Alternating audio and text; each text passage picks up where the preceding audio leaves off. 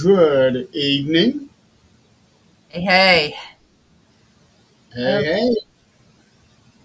So we have Nick gone and Eileen gone. Well, What the oh, hell? that was my phone. Oh, I forgot I had the volume turned up. oh my goodness. There we Yeah. Well, I had an important call that I needed to make sure I caught today. go. Did you catch it? I caught it. All right. And my phone is always on mute. Well, mine is too. Um, but the problem with my phone is when people call and they leave a voicemail for me, Mm-hmm. I don't get a notification that I've got a voicemail. Ah, So So I went in my voicemail this morning for the first time in a long time. I had 19 messages, and the first of those messages went was left April the 4th. that's about right. Yeah, That's, and once I get 19 messages, mailbox is full, and it will not allow anyone else to to leave another message. I actually had one person down in Florida. He used to work with my dad. mm-hmm. Call me and had that happen. Got to my voicemail, couldn't leave a voicemail, and started panicking because he was trying to get a hold of my dad, just to see Oh, how he was doing and everything. And I forget what the situation was. He either didn't hear the phone oh. or whatnot. So tried to call me, couldn't get a hold of me, and oh no, did something happen to them up there? Yeah. So, and when they tried calling me, I was in the shower. Uh, So when I looked at my phone and saw that I had a missed call, I called them back. Yeah, explained to them, okay, this is what's going on with Dad's phone, and this, that, and the other. Hello, Anthony. that's awful, but it does make people panic. Yeah, it does, and it also tells me how much we really rely on our phones, not only because we're zombies on our phone, but we use them to make sure that people are okay.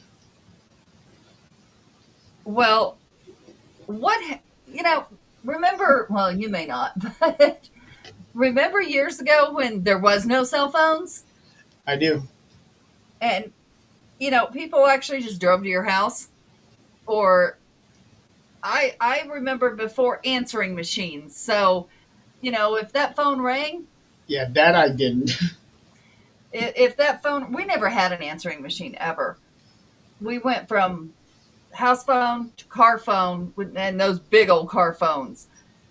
And of course, you were like, I think it was done by the minute, charged by the minute. Something So like that. But I also remember pagers, beepers.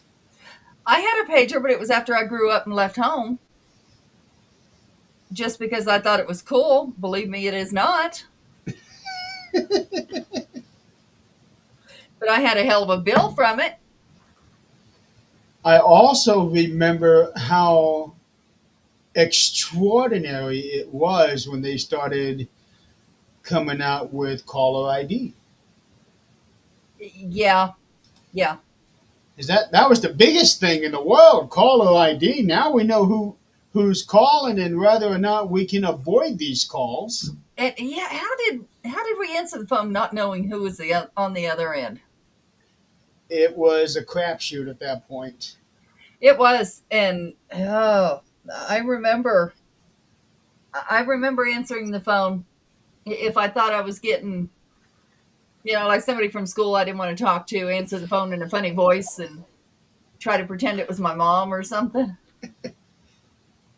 When when was this? Fifth grade. I can remember standing in the foyer right next to the living room. That's where we had our main phone. And I would stand there and talk with whoever for however long. Uh huh. No, I had 5 minute time on that phone. If I went over that 5 minutes, my mom was hanging up that phone. Wow. I didn't have that luxury, and I wasn't allowed to answer the phone if she was there. So, if a boy called, it's like, "Who are you?" Well, they'd say who it was. Hi, Tom. And she's like, "No, I'm sorry, she's not talking to boys." The fuck, mom. When you grow up, you'll understand. I never did that to my kids. They want to talk to somebody, they talk, and they better sit right there with me so I know what's being said. Oh boy, those were the days, weren't they? Yeah, I was lucky with my oldest daughter. Blonde hair, blue eyes, gorgeous little girl. I didn't have to worry about her running around or doing stupid shit because all her friends came to our house. I didn't have to worry about none of it. And you could make sure that they weren't doing stupid shit at your house. Yeah, I mean, they all camped out in the living room floor. Boys, girls, it did not matter. They all camped out in the living room floor and watched scary movies all night. Ah, nothing wrong with that. Mm-mm, mm-mm. Nothing wrong with that. I can remember having having a couple of sleepovers at the house. Some of the other boys that I was friendly with, they would come over, bring sleeping bags over, watch. You know, Mhm. I think at that age I was too scared to watch scary movies. Uh, I was never allowed to as a kid. I never really got into scary movies until I was about 19, 20, somewhere around there. Party lines? Huh? Oh, yes. Yes, I got busted talking shit about one of my other friends on that shit. Yeah, it ended in a fight at school the next day. Oh my. Oh, yeah. I'm friends with both of those still, by the way. My my dad got real inventive because he worked in a phone company for 40 years, 40 plus years. Um, so the house that we lived in when I was in fifth and sixth grade, it was a two-story house, and there was an extra room that was added on to the back of a bedroom. The only way to get to that room was through the bedroom. Oh, no. Um, so that was my playroom, and instead of mom coming up the stairs and getting me for supper for lunch, what dad did was he put in a singular line in our house only. Um, one right there in the foyer next to the main room, and one in my playroom. And as soon as you picked the one end up, the other end rang. Oh, geez. Yeah. We had two phones in the house, and I remember that you could pick up the other one and listen if you were quiet enough. Yeah. Yeah, I was never brave enough to listen in on my parents' conversation, but I'm sure they listened to mine. Well, yeah, and then they would tell you that they had every right to. Oh, well, yeah, yeah. I wasn't brave enough to backtalk any of that. Mm-mm. That's I, why I left home at 15. I decided I was a big girl. it never even crossed my mind to try to listen in on a phone call that they had. Absolutely not. Yeah, it never crossed my mind. But then again, I was a good boy. Yeah, I was not a good girl, but phone story is Jeremy and I at the nuns' quarters. What did y'all do? What phone? I don't remember anything about a phone, but I do remember she was hearing voices in there. Because she and I were the only ones in that building. All of you others were there in the Abbey. She and I were the only ones in that building, and we had, um, I guess, the lunch equivalent of night shift. Ah, And she was hearing voices, and at one point, one of the doors closed on us, and it was just out of frame of my camera. yeah. Just out of frame of my camera, I was upset. Had the flower vase not been on that little stand there in the hallway, we would have caught it. Oh, okay, okay, okay. Yeah, I know that my camera did not record anything. Never worked. No, I thought you lost all that. Mm-mm. No, it just never worked. No, that was my body cam. Oh, The other one just never worked. That's why we were talking to you, trying to figure out, how do you replay this? It was gone. I Just know never recorded. I had it up and running because I'm pretty sure that the DVR was automatically recording as soon as the Yep, cameras got connected. it did, but couldn't couldn't download it. Hi, Keith. Yeah, that was real upsetting Yeah, when. because that should have caught it. Yeah, I just know that my camera did not because of that vase. Um, the position of the camera was perfect, but it was just that vase was right there in the way, and it completely covered the entire door.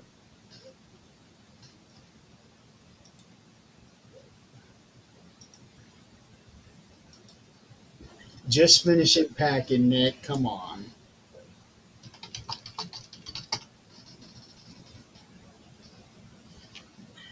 Yeah, he's. I'll tell you what, that boy OCD with this packing. I'm quite sure, like everything else.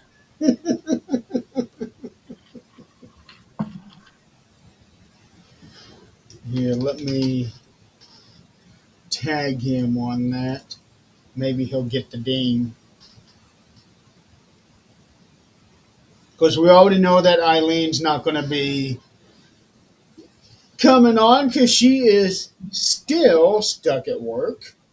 I'll tell you what, we're gonna get a call one day that either she had a heart attack at work or she just dropped where she was at, because I swear that's all she ever does. Or too much stress that she had to go to the hospital. Yeah, yeah. Yeah, because today was, she said, moving day. Yep, they all moved in, but she met her numbers for people that needed to move in. She did because their occupancy was at 89% on the 1st of May, and on the 15th of May, it was 96.73. I tell you what, that especially with the price right now of housing, the last 5 years actually, the price of housing, especially here. I hear one of your dogs. Shut up, Yeah. Ghost. I've heard about enough. Yeah, you get off her ear. Rose, you're not in trouble. Come here. Come on. Oh, about time.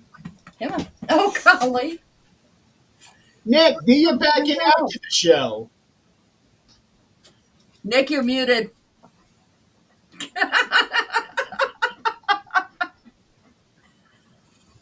Hi, Chili.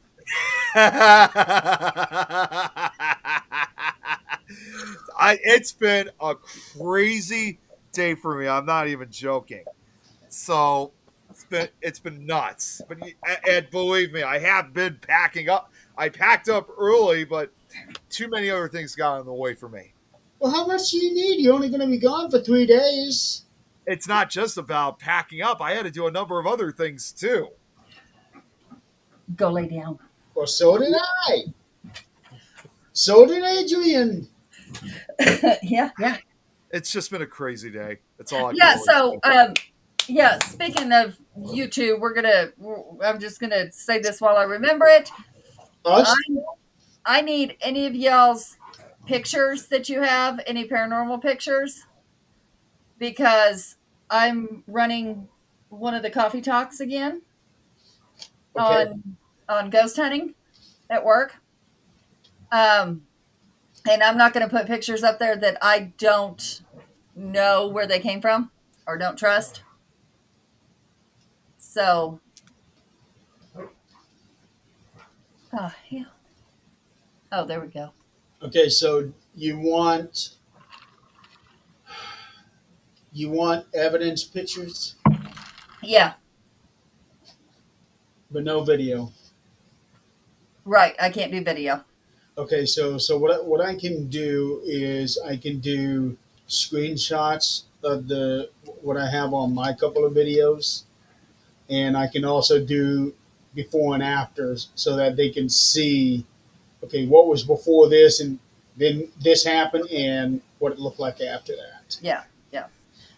Um, we're Yeah. going to, we're able to put up like links. So I can like put up links to the things page, things like that. Okay. Or our usernames, things like that. We just can't click on them at work because security. Okay. Yeah, that would have to be the we same need thing this. as the only images I have obviously is the video, so I have to give you still images instead. Right. Yeah. When do you But need these? but yeah, the last time we talked about personal experiences and people were wanting readings and things like that, and I can't. I'm not doing readings at work. It's just not. It's just not okay. So we're not going to go into that. But and people ask me, like, hey, do you think this was paranormal? And tell me a story, and I'm like, I wasn't there. I don't know. Could it be this? Could it be this? I don't know. I don't. I wasn't there. Jan, what did you send me? That she had evidence pictures. Evidence of what? I don't know. That's what you got to worry about with her. That's Evidence what of I what? wonder if it's since she brought up the other name. I wonder if it's evidence of beef sticks. Yeah, well, it's not paranormal per se. Uh-oh, maybe I was right. Uh, She's walking past a soldier who has another soldier draped across his shoulder. hmm. One of them bronze statues. Oh, the bronze That statue. was at the Abbey at the winery, right? I remember a statue like that at the winery. Well, let me share it.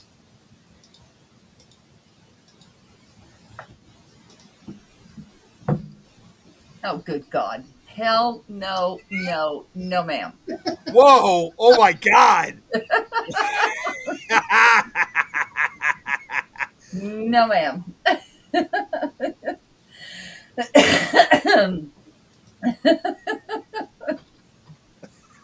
Well, you went to the winery. I did not, so I don't know what the. I don't have any idea what I was running for. Something better be on fire if my big ass is running. Yeah, I wonder what that was. All of a sudden, it just showed me sharing another screen, but I didn't click on anything. Nothing showed up either. Yeah. Oh, and then as soon as we go live, you were brought up on the stream. I had to take you back off. I saw that. That's happened twice now. Yeah, it's doing all kinds of funky things. Yeah. Jan, what was I running for? Chance like I can't haven't stop even had laughing. one. Maybe you were late for something. I don't know what she's laughing. So, oh, it must be the picture she's laughing about. Yeah. Hey, what's up, Scott? Hey, Scott. Center of attention. Yeah, are we all center of attentions? I think we pretty much are. I had to pee. That's possible. That might be possible. If it was there at the Abbey, yeah, because it was hot. So we all had to make sure we stayed hydrated. Yeah, and we didn't have any wine at the winery. We bought it, but we didn't have it. Oh, to get out of the picture. Get out of the picture. Oh, well, That worked well, didn't it? yeah, she did not succeed in that. No. But No, but that then didn't again, that's the whole point of the pictures that you don't succeed in getting away from. Nick knows that the hard way. Yeah. Yeah, and that makes me kind of concerned of how this weekend is going to be, especially when we come back home from Nick, Ohio. don't even worry about it because it is going to happen whether you like it or not. So I would say stop arguing about it and just embrace it. You're just telling me to just let it happen. Let it happen because it's going to happen. Oh, the Ghost Van trip. Holy cow, that was so much fun. To Colorado, right? Wasn't that it? That's the Ghost Van trip. That's where you, me, Scott, and Tammy That's, rode out that's there. what I mean. Yeah, that was a lot of fun. That I was was hoping we could do another trip like that this summer. Would be awesome. oh man, that was so much fun. Probably the best part was when the radio got into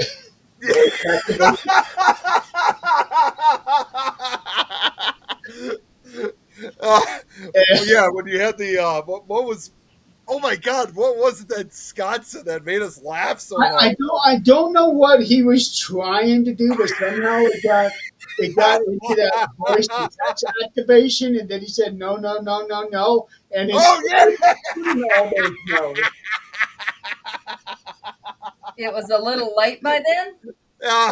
Oh, it was very late.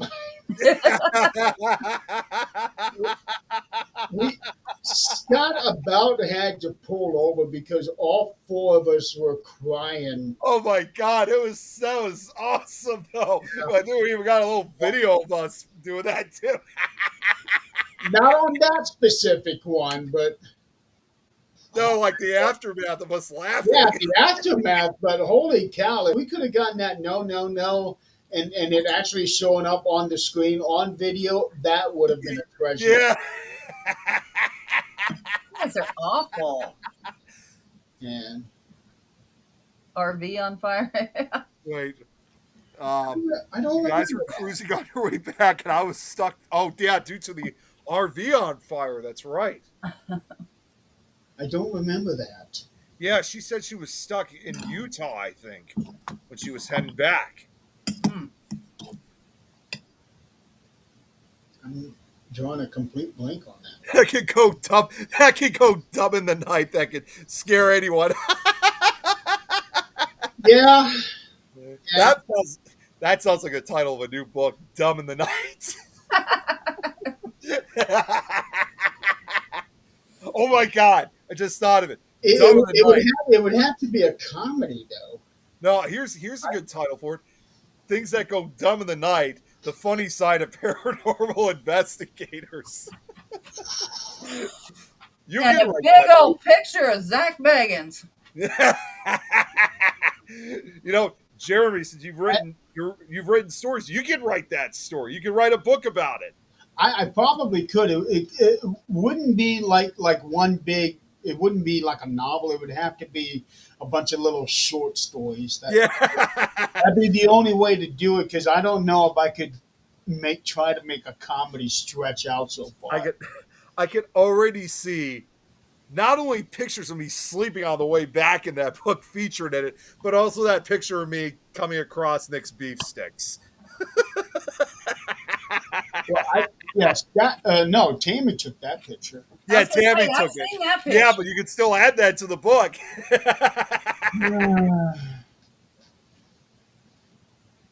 Adrian with the whistle. Let's see here. Yeah, of course, Utah. Yeah, I remember Jan said, yeah, she was stuck in the traffic for like hours when the RV was on fire. Utah is no place to be stuck. I've never been to Utah, and honestly, I never would think Utah would be the There's state where they nothing would there. have so much traffic. Well, I mean, there's there's lots of Indian land that's really cool. There's Indian artifacts that are really cool. Of course, But Skinwalker Ranch.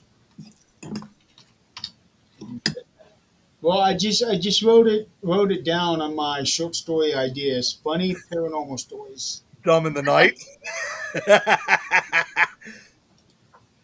No, Wait, not to put. have you ever harvest wait, mix for the have beast. you ever wondered if they harvested nicks You for the best so beef stick? dumb in the night. Hey Nick, go in the other room, check, make sure you still got your beef stick, dude.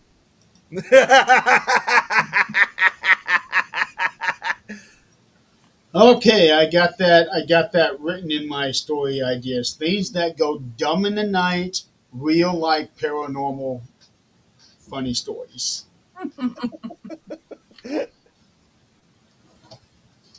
That yeah. I can already imagine one of those. I can already imagine one of those chapters because we just brought up. I can already see like a chapter title saying, "No, no, no, no, no."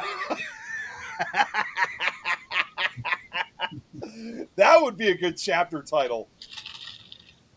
But the question would be is how many no's would be appropriate? Probably a good 5 or 6. Hey, Braxton, good to see you here. Hello?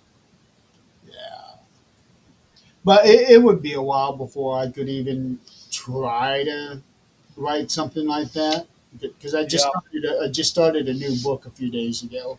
Did you all see Annabelle is in Texas?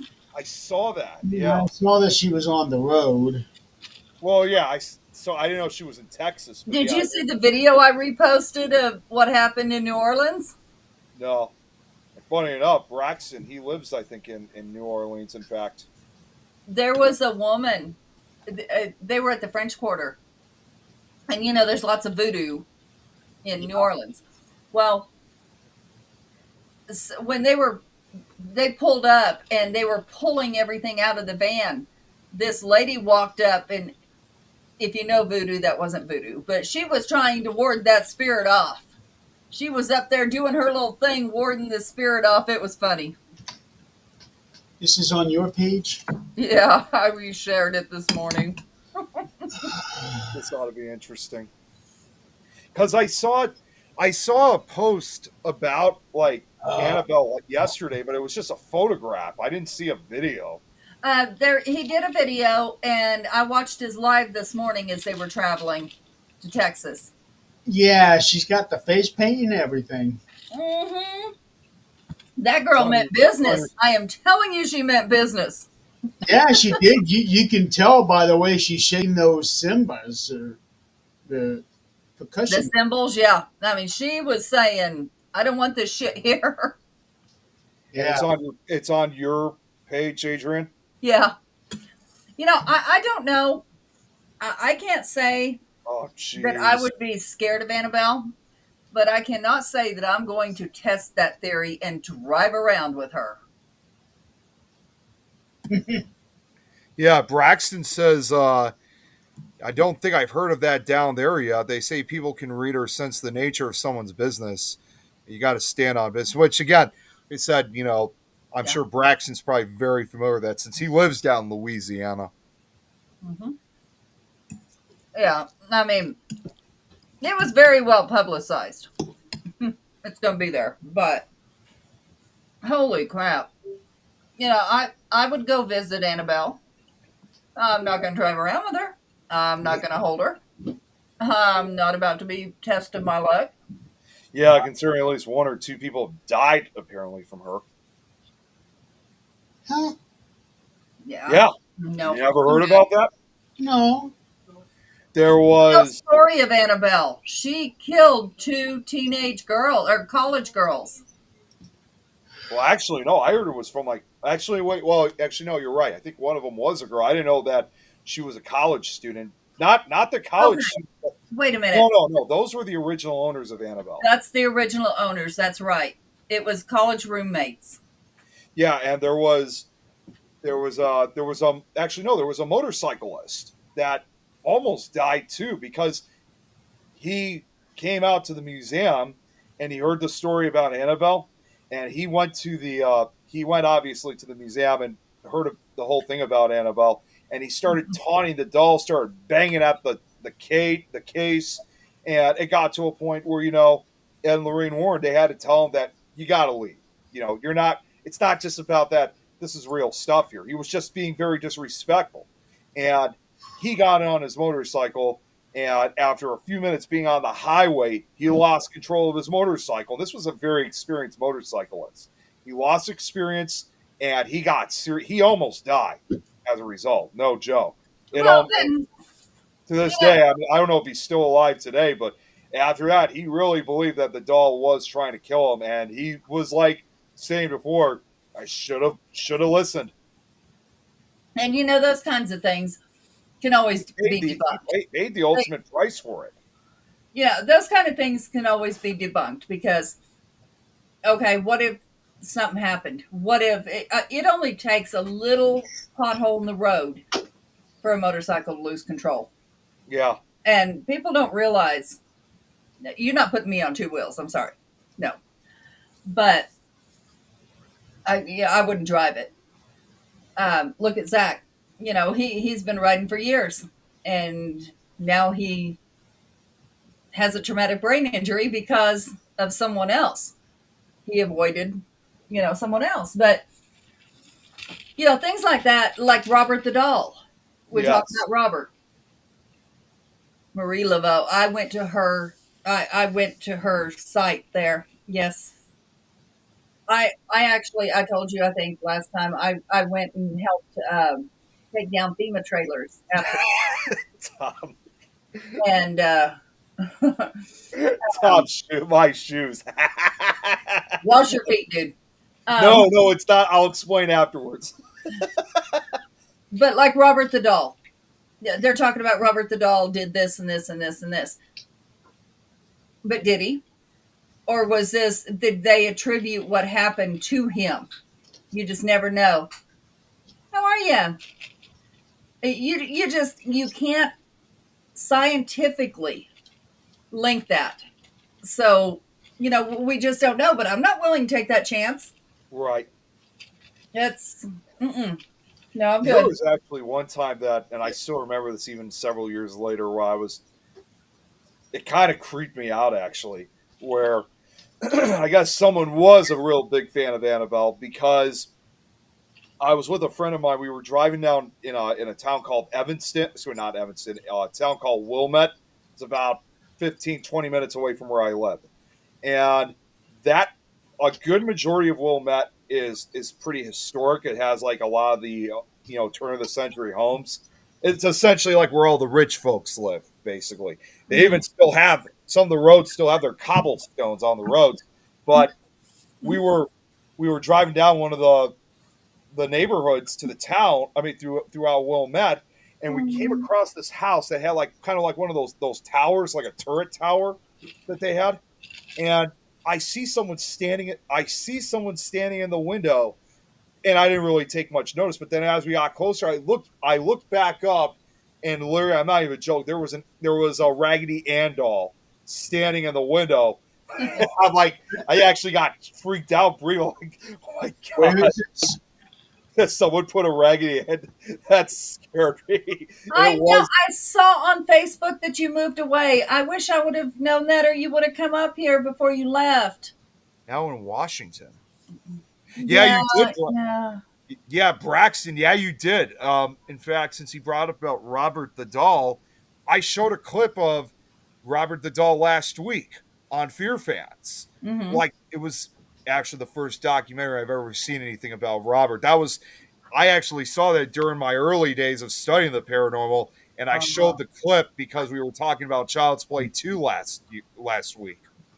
So I was showing the real inspiration, the real life inspiration of it. Okay, so first I'm going to address this comment from the things I heard when you were here. I'm really glad you did. I'm glad you're going through that divorce, and I'm glad you're taking your life back, and hopefully find somebody that is not that person. That's that's as far as I'll go. Um, there was a comment here. Braxton, she made cosmetics out of her slaves. What the hell? That's one I have not heard. Let me see. Delphine Lorelei. Oh, Did Delphine. Oh, did I say it right? yeah. No, LaLaurie. Okay. What?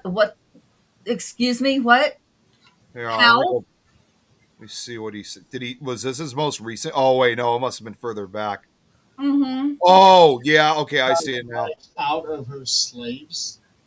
Yeah. Oh God, she was horrible. She treated slaves like pretty much to the extreme. What on earth? She tortured her slaves. I mean, it was just awful. She's like, I think she's became kind of considered one of the, and of course she even murdered some of her own slaves too. I mean, she's basically what I would consider one of the most. She pretty much has the term of a serial killer. I can't I would, even watch shows like that. There was a show like that, and it made it be the same person. I don't really know, I but would, there was a documentary of it was set, of course, in slavery times, but she had them up in an attic. Now, I'm sure y'all might know this story, but had them up maybe upstairs in an attic or just upstairs, had them chained to walls. And somebody came in because they were pissed off at her and set their house on fire.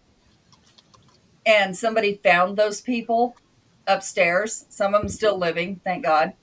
But they were missing like parts of them, like yeah, their arms and uh, I just can't even imagine. And her name is not. It might be that person. I don't know. I didn't care to remember her name because that's just.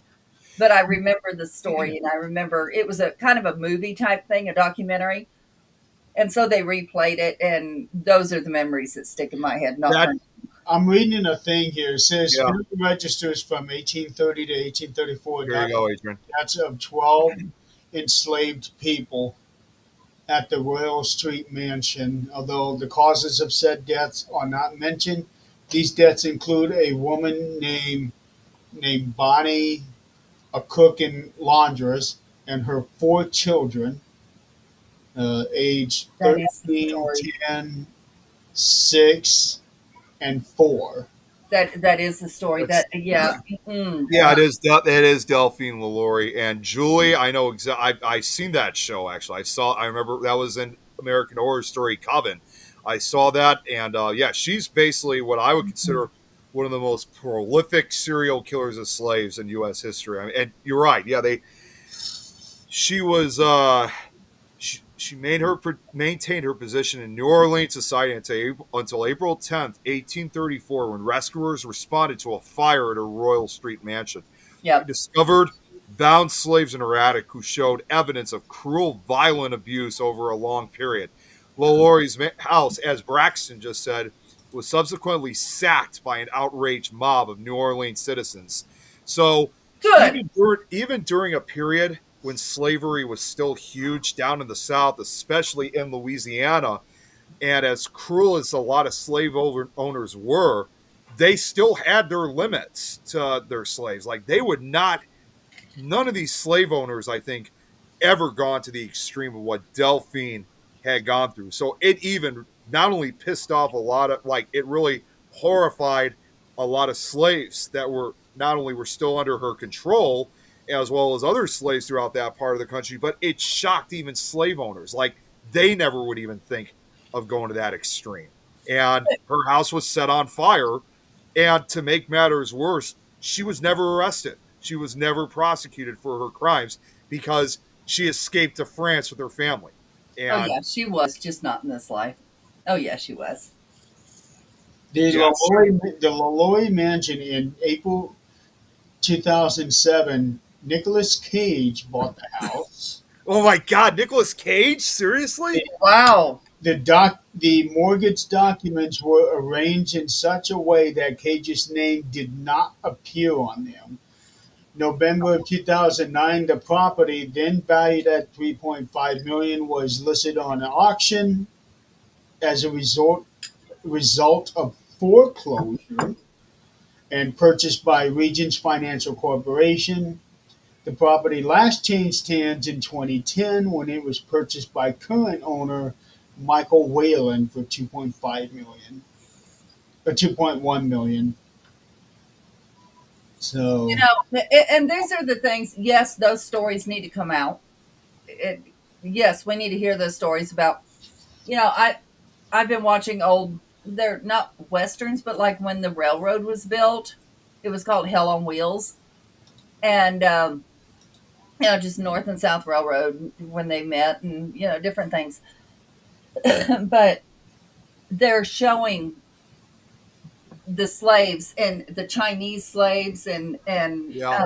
you know, our slaves where they they show the scars on their back from their Oh beatings, God, it's horrible. and you know those things need to be shown. The but what about the people that were good to their slaves? They some people had them as family members. They were not slaves to them. Why Well, are we not?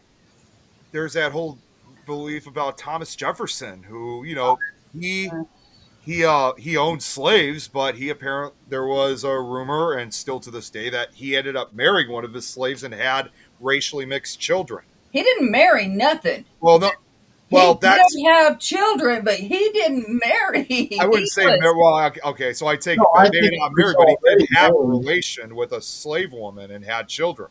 that happens so often, and many times without the slave's consent, Yeah. because they were not allowed to have. They couldn't go have. I'm going to say this differently because we may get this show removed. They could not have procedures done to not have the child where other people could have that procedure.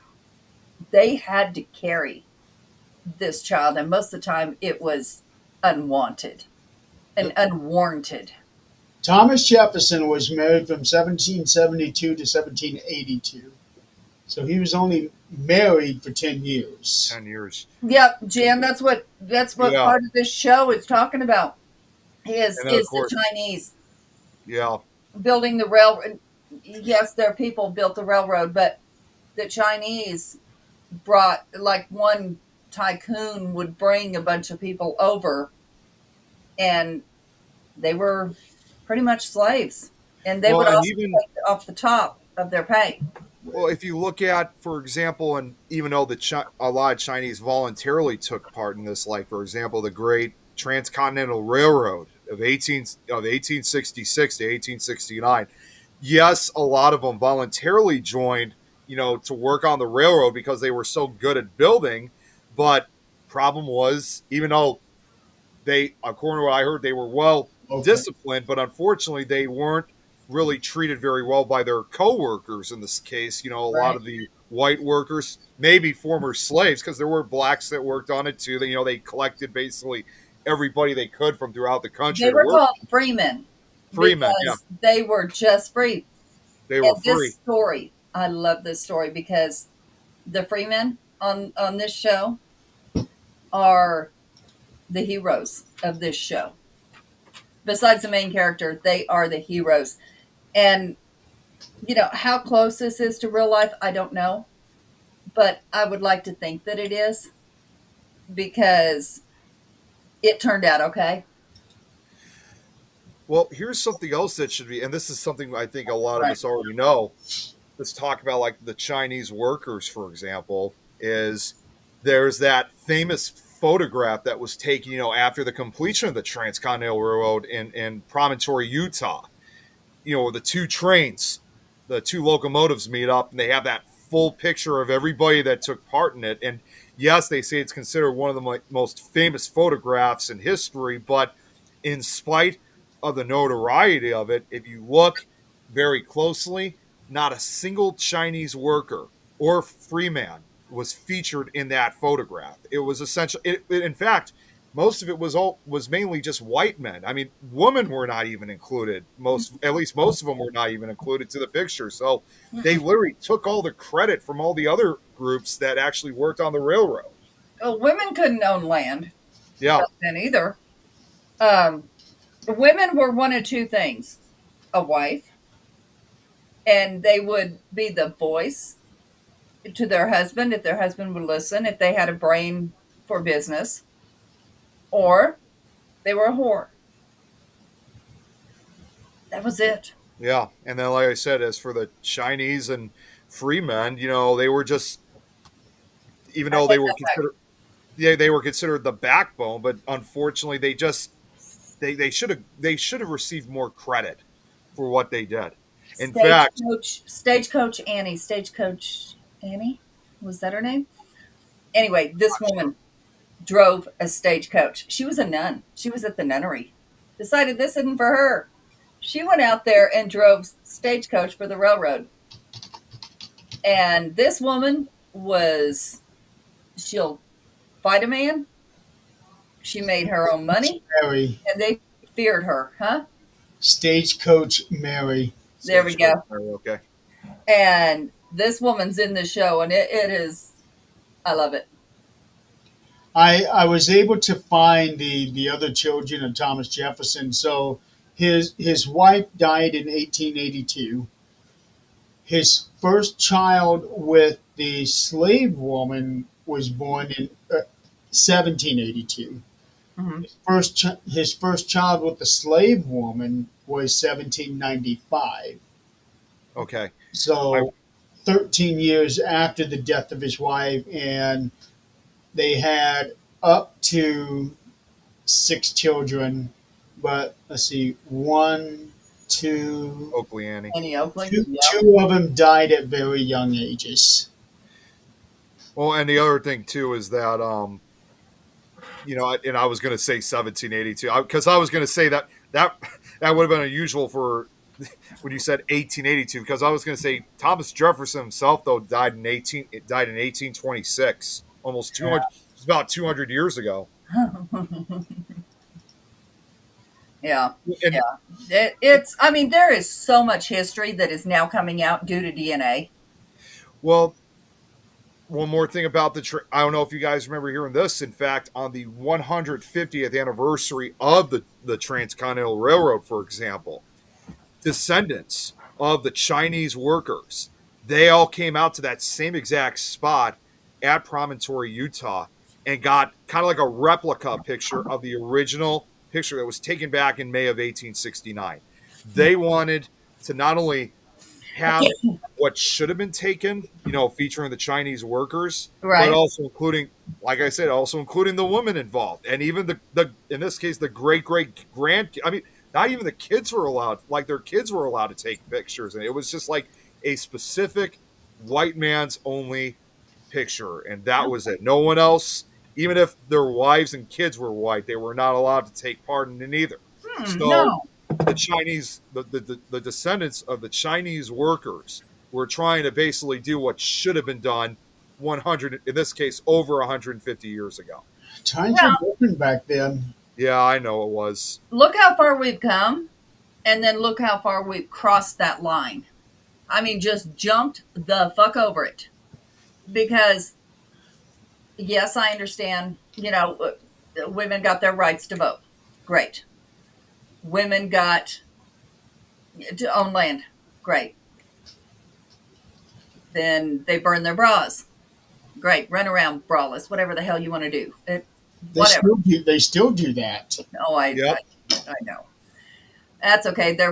Their boobies will be all the way down to their Well, I remember seeing a video not too long ago, somewhere over there, they there was like about 50 or 100 of them topless, and they had something painted on their chests, Mhm. and they also had the Hitler mustache painted on their upper lip. Yeah, it's legal in places, but here's the thing. Okay, so we got our rights. Great. Then we stepped over that line and we stomped on that line and decided men are inferior at this point. We're done. We're stomping on men because we can do anything we want to do. We don't need you. So men, okay, you don't need us. We're going to stay home and raise kids. You get your ass out there and work. So that has become now the mentality. It doesn't matter what you want to do. You know, the woman can do it. I'm just going to sit here and play video games. The There, woman there, can- there are couples out there where the woman does go out and and work, and the man stays home and raises. and that's fine if that's between them. You know, if that's the arrangement that is okay with them, that's great. But then we have the women complaining that men won't work. Okay. Well, you know, back before we crossed that line and jumped over that line so far, men worked. Suffrage movement and all that. What Braxton said. Men worked. And they took care of their women. Thing back then. I'm sure there was deadbeats like there is now. Of course there was. But as a whole, Probably deadbeats since the beginning of time. there Yep, is, I'm yep. sure. But, you know, now it's like it is so acceptable to degrade men. It is so acceptable to say, I don't need a man. Okay, if that's really the case, that's perfectly fine. If you're going to be independent, that's perfectly fine. But to make it the stigma that you don't need a man, that, you know, men are bad, this is not okay. It's become a male-female war, and it should not be. So that's where you need to go back and look at, okay, what put her in that kind of mentality. Sometimes society, because that's all you see on Facebook. Women have caused men to not Yeah, be able to be men. demasculating constantly. Yeah. This is not okay. I mean, if you want to be an independent woman, that's perfectly fine. It's because either you chose the wrong man or circumstances made you independent. That's perfectly fine. That doesn't mean you need to bash every man. And every woman is not a whore. You know, that's we have jumped over that line way too far. And it's becoming okay. I'm going to show this. Braxton's really presenting a lot of interesting comments here. That's why I'm showing them. Yeah, like with Pearl Harbor, during World War II, many of the women went to work in factories, manufactured plane parts and whatever. I mean, they did a lot of the work, Right. and many of the men were off serving during World War II. But that's okay. That's because their men were serving. So they had to take control of the country here and do something and for their families. And they were allowed to do that. That's great. Yep. And But- that's the other thing, too, Braxton points out, too, is that they also, at times, assisted and helped out in the war, like as nurses and doctors, too. But what happened to Okay. normalizing respecting men or your man? What happened to normalizing that instead of demasculating them? That started going the wayside when everything else was happening. Where people were, what they thought were gaining independent thought, were actually getting this mass hysteria thing, Mm-hmm. where, okay, we got our rights. Now we're going to push our rights to be more than what the other people, and that's where I have the problem. Like, not like not women. Like, let's gay people. Mm-hmm. I could give two shits if you gay. I like don't that. care. No, love who you want. Right. Got a compliment here, Adrian, about what Braxton said. I have no filter. I just don't. No, he's So- saying spread those facts. So gay people, in my opinion, they should have all the same rights as anybody else. Absolutely. Yeah. I feel like they deserve more rights. Absolutely not. No, You deserve same and equal rights as we do. Yeah. that's right. If There's we one. would make There's still a everything few countries equal, out. There's still a few countries out there that, unfortunately, it's still outlawed. Which I think I told you guys a while back, like Some of it is Singapore. punishable by some countries. It's punishable by death. Oh, and like I said, unfortunately, like in a country, I told you a while back. I told you guys a while back, the country of Singapore, which has some of the craziest laws ever, but unfortunately, one of those laws there is Yeah, homosexual. the Singapore Cane kid found that out the hard way, and boy, did that make news. Yeah, they Right. were unfortunately. Yeah, that's one of the. Yeah, but unfortunately, it's one of the countries that still it's illegal over there. But I heard that the people of Singapore are trying to get that legalized. They're still trying. Well, the thing that you got to keep in mind There is you go. Singapore is a completely different culture from us. Yes, it is. It's completely different culture, and that's something that we do have to take into account. Okay, they handle things their own way. We don't have the right really to stop them absolutely or not. change. Now, if they want to change, then Yep. by all means help them out. But Right. we shouldn't force them to change just because we don't agree with what they do. Bottom line, just like Jan is saying here, the Daycare and stop letting other people raise your kids. right, and there are circumstances, of course, where if a man is no longer with the person, whether through death or choice, whatever, then yes, you have to take over. But when you have, or a man like my ex-husband had a heart attack, I had to work. There was no ifs, ands, or buts about it. I worked, but I've always worked. But the pack, it's not pack mentality. Jan, what am I thinking of? The tribe mentality of, you have your little tribe and Tribalism. well, Tribalism. kind of the village raising the kids, where That's right. if your kid goes down the road and he steals something, that kid's going to get brought back, but he's going to get brought back with a sore ass because the neighbor's going to beat that ass all the way home. And so that kid understands at that point. You had a situation like that yourself. I did, but that was to an extreme that I couldn't do.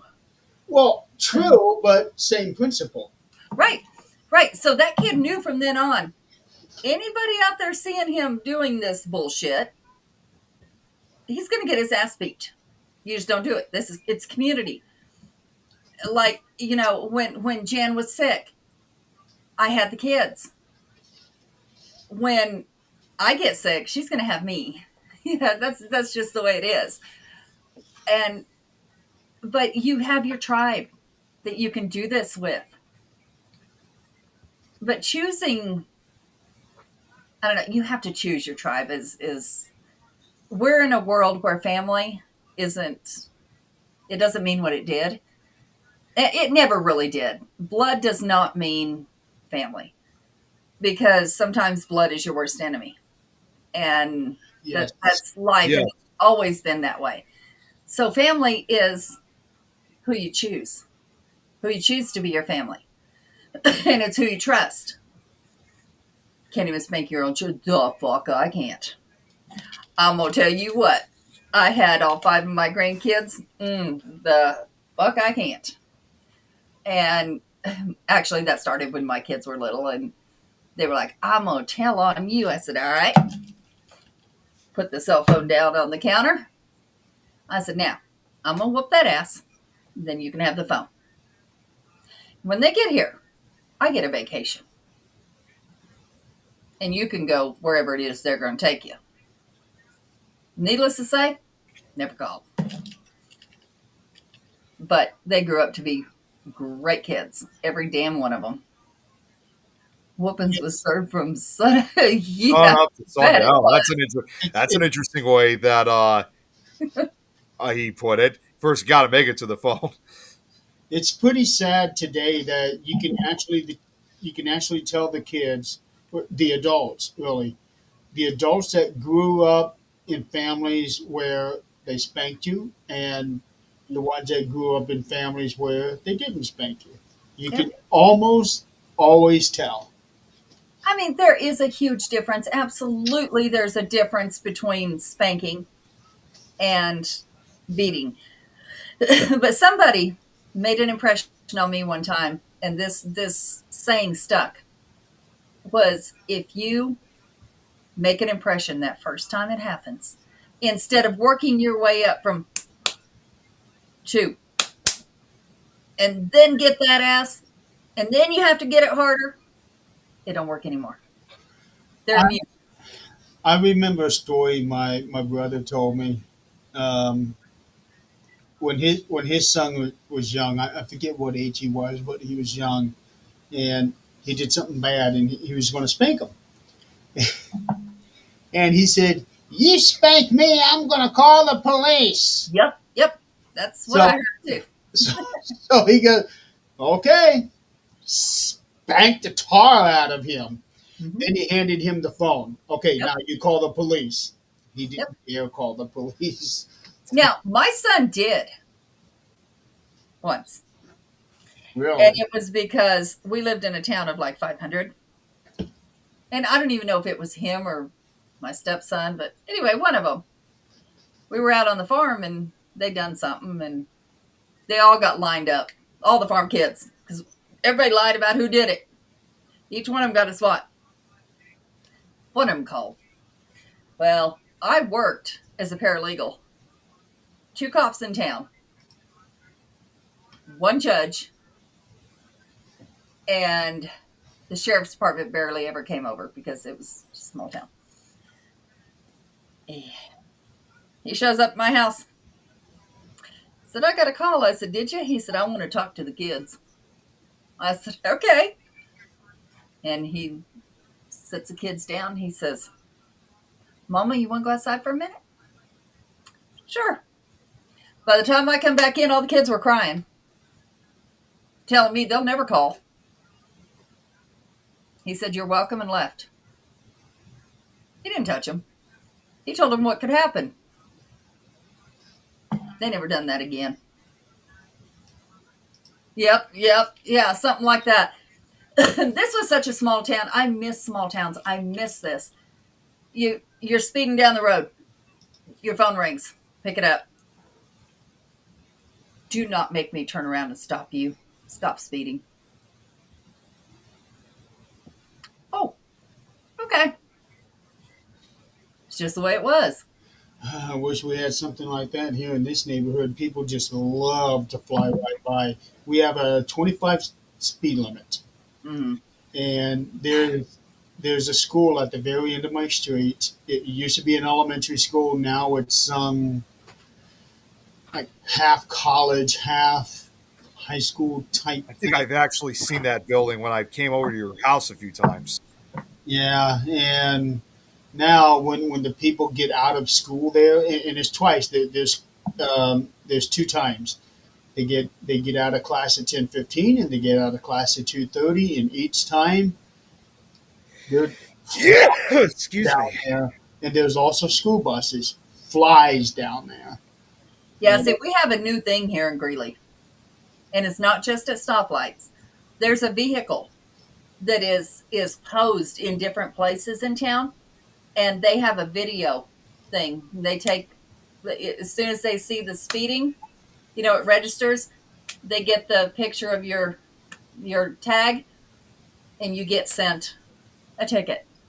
There was a couple times where they would put like one of those speed limit things that Yeah, said that's speed speed limit. We limit got one of is those in our this, neighborhood too. your speed is this. Yep. There was a few times they did that. There was also a couple times where they would put in these portable speed bumps. Mm-hmm. Yep. They did that, and these are the sharp kind of speed bumps where even Good. if you're going 5 miles over it, you're going to feel it. Good. Good. Uh, And I Yeah, think you should be. we're like that too in this neighborhood. Is just like you, Jerry. We got a 25 speed limit. Actually, no, I think we might be a little bit lower. I think it's 20. I think. Oh wow. And I know some neighborhoods do go 20. yeah, they do. Our neighborhood does, It and goes down to 15 here in yeah, some. it's 20 over here. But kind of like with you too, Jeremy. We got two schools in our area, both of which I went to when I was growing up. One obviously is the elementary school, and then just literally across the street is the high school I went to. Now, surprisingly, a lot of we well, we didn't really have a lot. Not many of the students actually live here in this neighborhood, so we're fortunate enough that we haven't really had a lot of like those crazy drivers come through the neighborhood. But we've had still every now and then we have like at least one or two of them that will show up, whether they're from the high school or not is beyond me.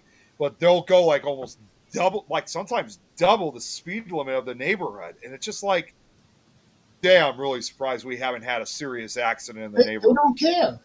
They Yeah, just, they don't. Well, just they wanna don't get care, where but I'm they wanna surprised it hasn't happened yet.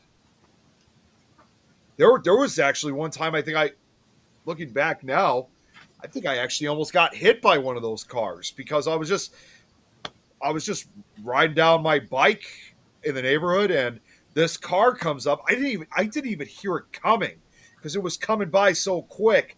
So I always usually make sure to check, but this happened so fast that I never even saw it coming or even heard it. Yeah, people just don't care. All they care about is getting where they want to go. No, I don't. Yeah.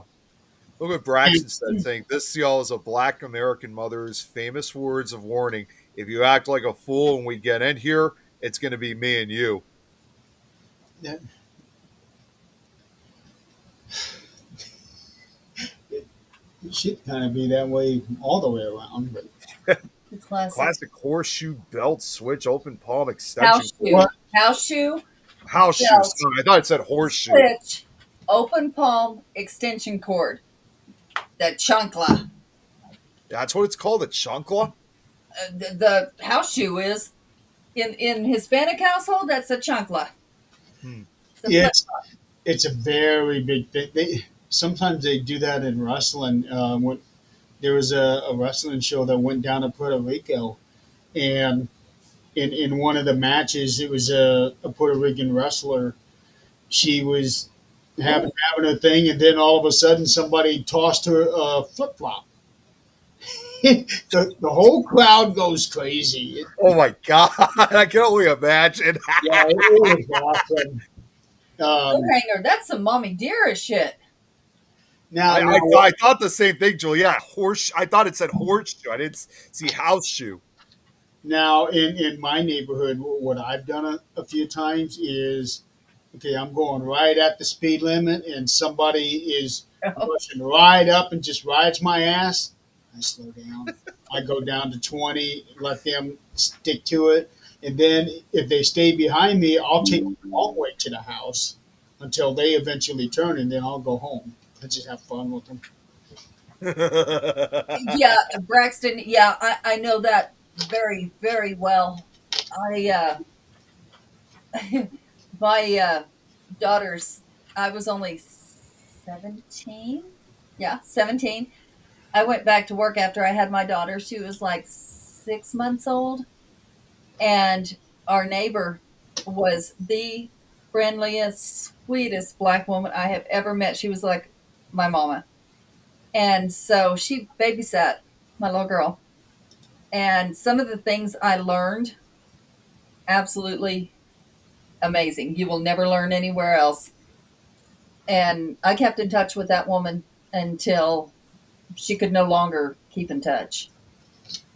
Even a horseshoe, if it was near. A horseshoe. Yeah. That would be okay. No offense, but that would be kind of a little bit extreme using a horseshoe. I have thrown shit at my kids from across the yard that Aren't maybe a horseshoes- horseshoe or two. Aren't horseshoes like really heavy though? Mm-hmm. Yeah. Depends on if it's a Clydesdale shoe or a pony shoe. Have you ever tossed horseshoes before, Nick? And No, those are I not have. I've real seen horseshoes. horseshoes, but I've never tossed them though. They're not real horseshoes that you toss. Well, I figured they were. Yeah. Oh, spoons. Yes, I had a wooden spoon that was like this big, and it had a drawing on it, and it was so pretty. It was from Bulgaria. And my daughter come in the kitchen, and I don't know, she mouthed something, and we had mirrors all over the house, and she mouthed bitch. And as she was walking away from me, I'm like, oh yeah. The only thing I could find was that spoon that was on the wall, and I swatted her ass with that spoon, and the little rivet in the back of the jeans split the spoon in half.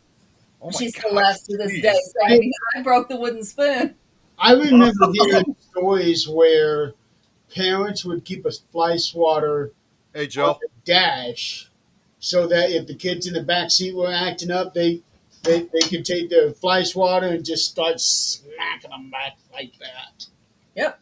Hopefully it wasn't I hope it's just a fly swatter that hasn't been used to like actually kill bugs with. Who I cares? think It's at long that as it's point, it fucking doesn't that matter. ass. I couldn't hear any of that from either. You guys are talking at the same I time. think at that point, Nick, it doesn't matter if it's been used to actually hit flies. They just smack them. Yeah. It's Biggle dual, Tom. Yeah, so it's dual it's just purpose. hearing stories like that. It's dual purpose. No, I didn't do that. I pulled the car over, and we would get out of the car. Oh wow! We were pulling over, and we would get out of the car. I think I've only had to spank one time when we actually got out of the car, because I'd say we're pulling over, and they're like, no, we want to get there. Don't pull over. All right, silence. One time she slapped me so hard. Yeah. My daughter, yeah. My daughter, when she was, I want to say 15, 16, she thought she was big enough to take mom on. And she ran that little mouth. Her boyfriend was there. So she ran her little mouth. And it wasn't bad. Like, she wasn't cussing me. She was just back talking. And I told her, I said, that's enough. This is where it stops. And she mouthed something else and went and slammed something in a room. And I walked in there. I said, all right. I said, do you think you're big enough? And she stood up like this, like she was going to fight. And I said, you're going to rethink this right now. I said, you have two choices. We're going to go outside, or you're going to sit your ass down, because this ain't where it ends. And she looks at me and mouths something else. I said, let's go outside. And I turned to walk out the door. And she's like, no. I said, no, you want to run your mouth. Let's go outside. You want to talk to me like you're a lady? You're going to fight me like a lady. Let's go. And needless to say, neither one of us ever made it out the door. But she absolutely never talked to me like that again either. Just like boys have to be scared of their dad. Fear turns to respect. And they're either going to fear or respect him. Either way, it's going to turn out well. And just like her, she feared me because she knew, you want to talk to me like a woman? I'll treat you like one. But I'm going to take no shit. no, but it never got that far because fear turned to respect. Bye, Julie. Take care, Julie. Yeah, that shit don't fly. But now, it's gentle parenting. My daughter runs a daycare. Okay, I think I've said this before. Some kids with gentle parenting, you cannot tell them the word no. You have to use a different word other than no. You can't use negativity. If they're doing something they're not supposed to do, you can't say, no, don't do that. You have to say, why don't we do this? Do you think those cops, when they arrest your kid when he's 16, is going to say, let's go do this? Oh, you're Now, going to sometimes jail. you got to scream out no to get them to stop something right away. Yeah. Yeah. Well, If and that, they put their hand on fire, you're going to say, let's, and they're going to stop? No. I was just thinking about this, and like what Braxton just said, kids out here acting like they're grown. There was a video that I saw They a do. couple weeks. There was a video that went on. It was on freaking YouTube, and I almost said Utah, You might have been YouTube. from Utah. You got Utah on the mind. No, anyways, there was a video I saw from damn YouTube, and it was a video. I think it was like in Falls River, Massachusetts. No, it had nothing to do with Lizzie Borden house. It was just in Falls River, Massachusetts, and there were all these there. I still don't. It's hard to see because it's coming from a police camera, chest cam.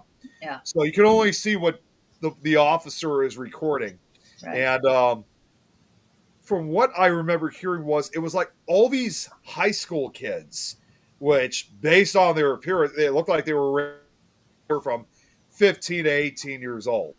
And they were at a McDonald's. Now, sounds normal enough. Like, kids just going there to have lunch. Well, obviously it was more, not all of them were there for that purpose. Some of them were, but most of them weren't. According to what I heard, I think they were like out in some parking lot at first, like that they were trying to start a fight or something like that. And then they were asked to leave, and they ended up going to the McDonald's. And like I said, yes, some of them were there to eat, but others were probably ate there first, but literally were loitering, causing disturbances, and not. They were asked to leave this time, and a lot of them were. Of course, some of them that showed up at the McDonald's were not there to eat at all. They were just there basically to cause trouble and to raise hell. And so they had to call the police because it was getting out of control. Like not even the manager could get rid of them. And the officers started, giving all these warnings saying, look, you guys don't leave, getting the handcuffs off. We're going to handcuff the first person we see. Although they still managed to just kind of identify which ones were the troublemakers and which ones were, because they would ask, you got a receipt? Got a receipt? If you got a receipt, you're good to go then, because, you're here to eat, obviously. If you don't have one, either we're going to arrest you or you get the hell out of here. Yeah. And eventually, they finally had enough. They ended up arresting one of the kids, and you just hear. I'm not trying to make it sound like it's a racial thing. It was a black kid that they arrested, but it was a whole bunch of other kids that they arrested, regardless of race. But this kid, though, I mean, it didn't matter about his race. He was acting extremely violent towards the officers, saying all these, obscenities. And to make matters worse, all of a sudden, these other kids, the other kids that were causing trouble, they just start going after the officers like crazy. And they're trying to make it look like it was the officers who started. When I was like, no, it wasn't. And I just can't help but think to myself, because at the end of the day, it's like, what kind of upbringing did these kids have to become this like violent temper? Like they felt like they ran the place, and Well, these fucking kids between 15 to 18 years old. But here's the thing: we've got two scenarios going on that we're only seeing part of, and that's the issue. We're not living in the areas that this is happening, but what we're seeing part of, we see one side where police are treating people like they should not be, and they are abusive to people. That's the bad cops. Then we have this side over here where, because of those bad cops, good cops cannot do their job anymore. Right. There's things that they are restricted from doing. And so, that line there is very, very blurry. And these bad cops have caused a huge rift between everyone.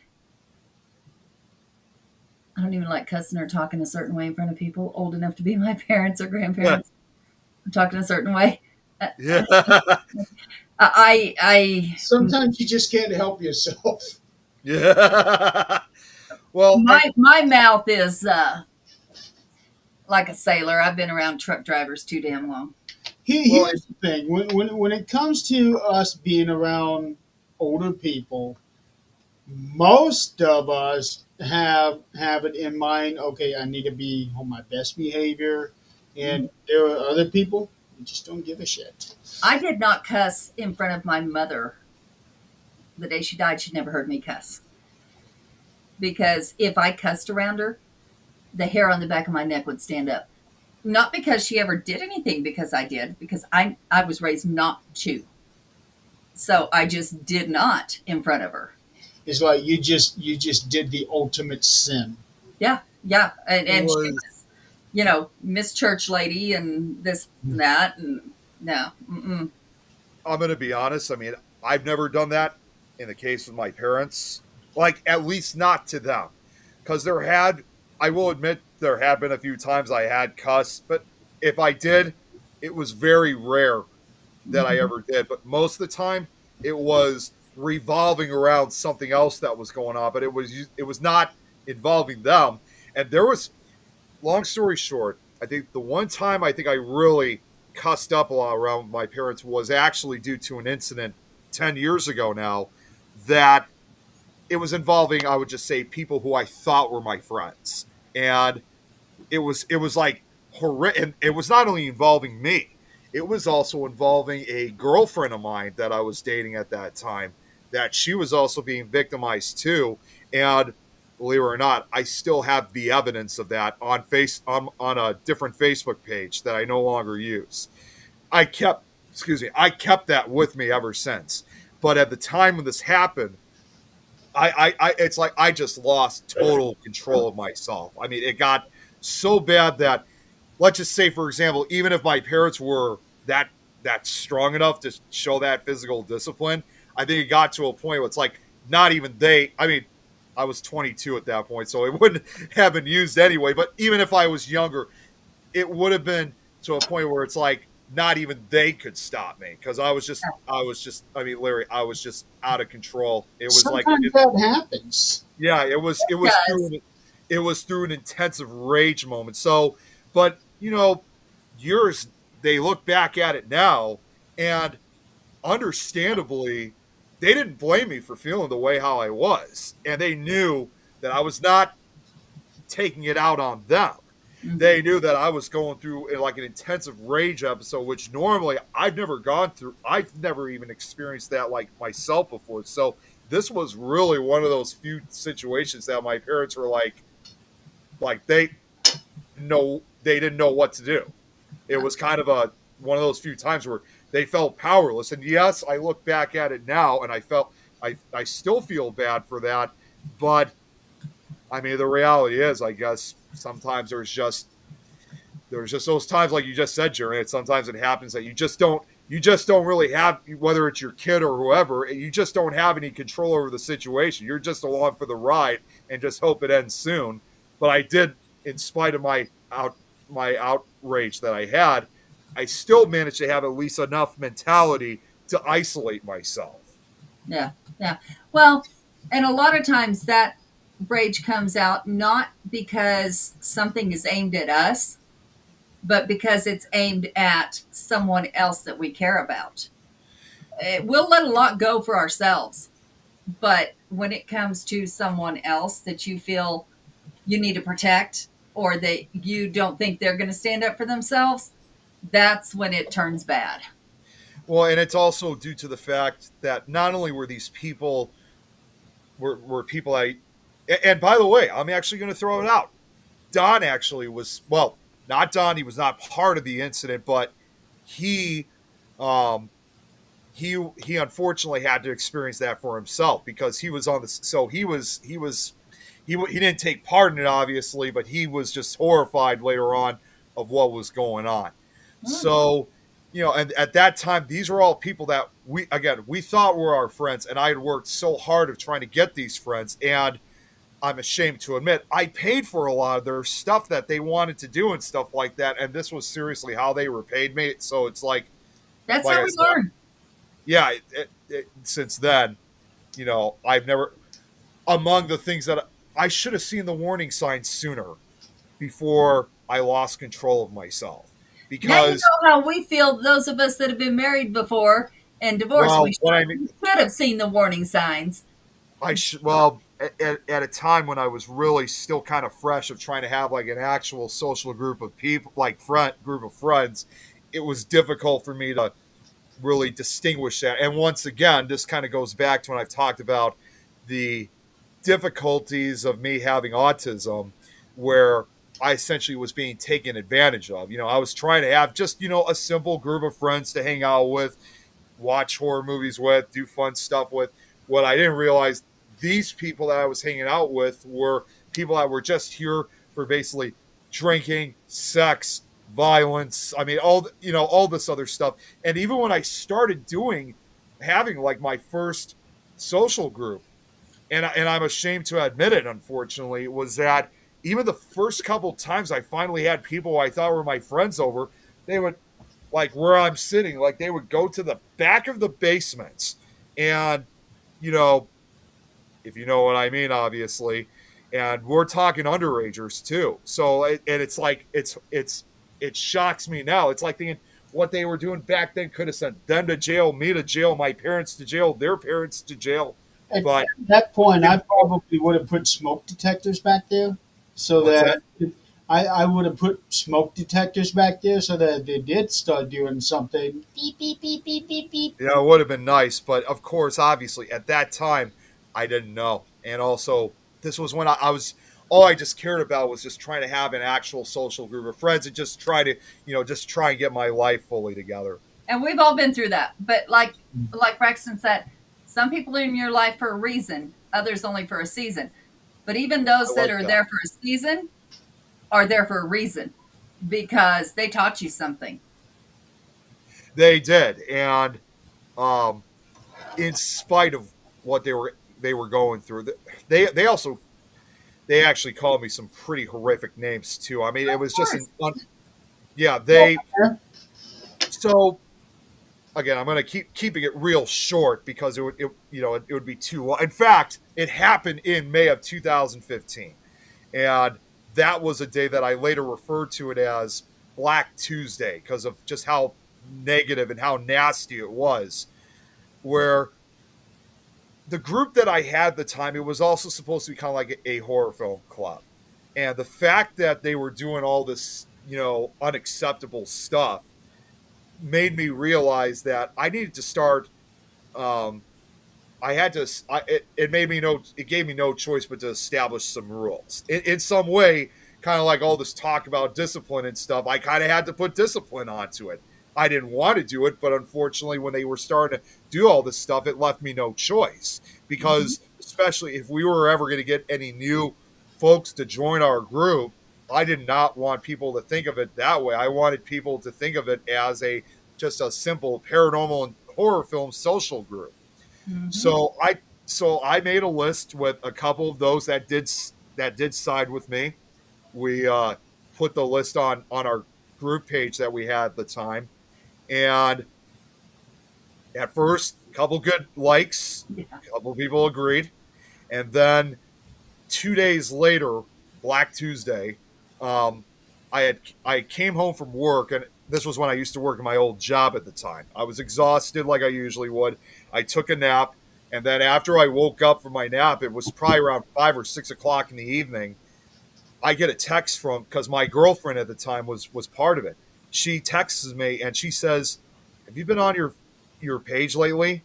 As soon as I saw that text, I just thought, like something really bad had happened.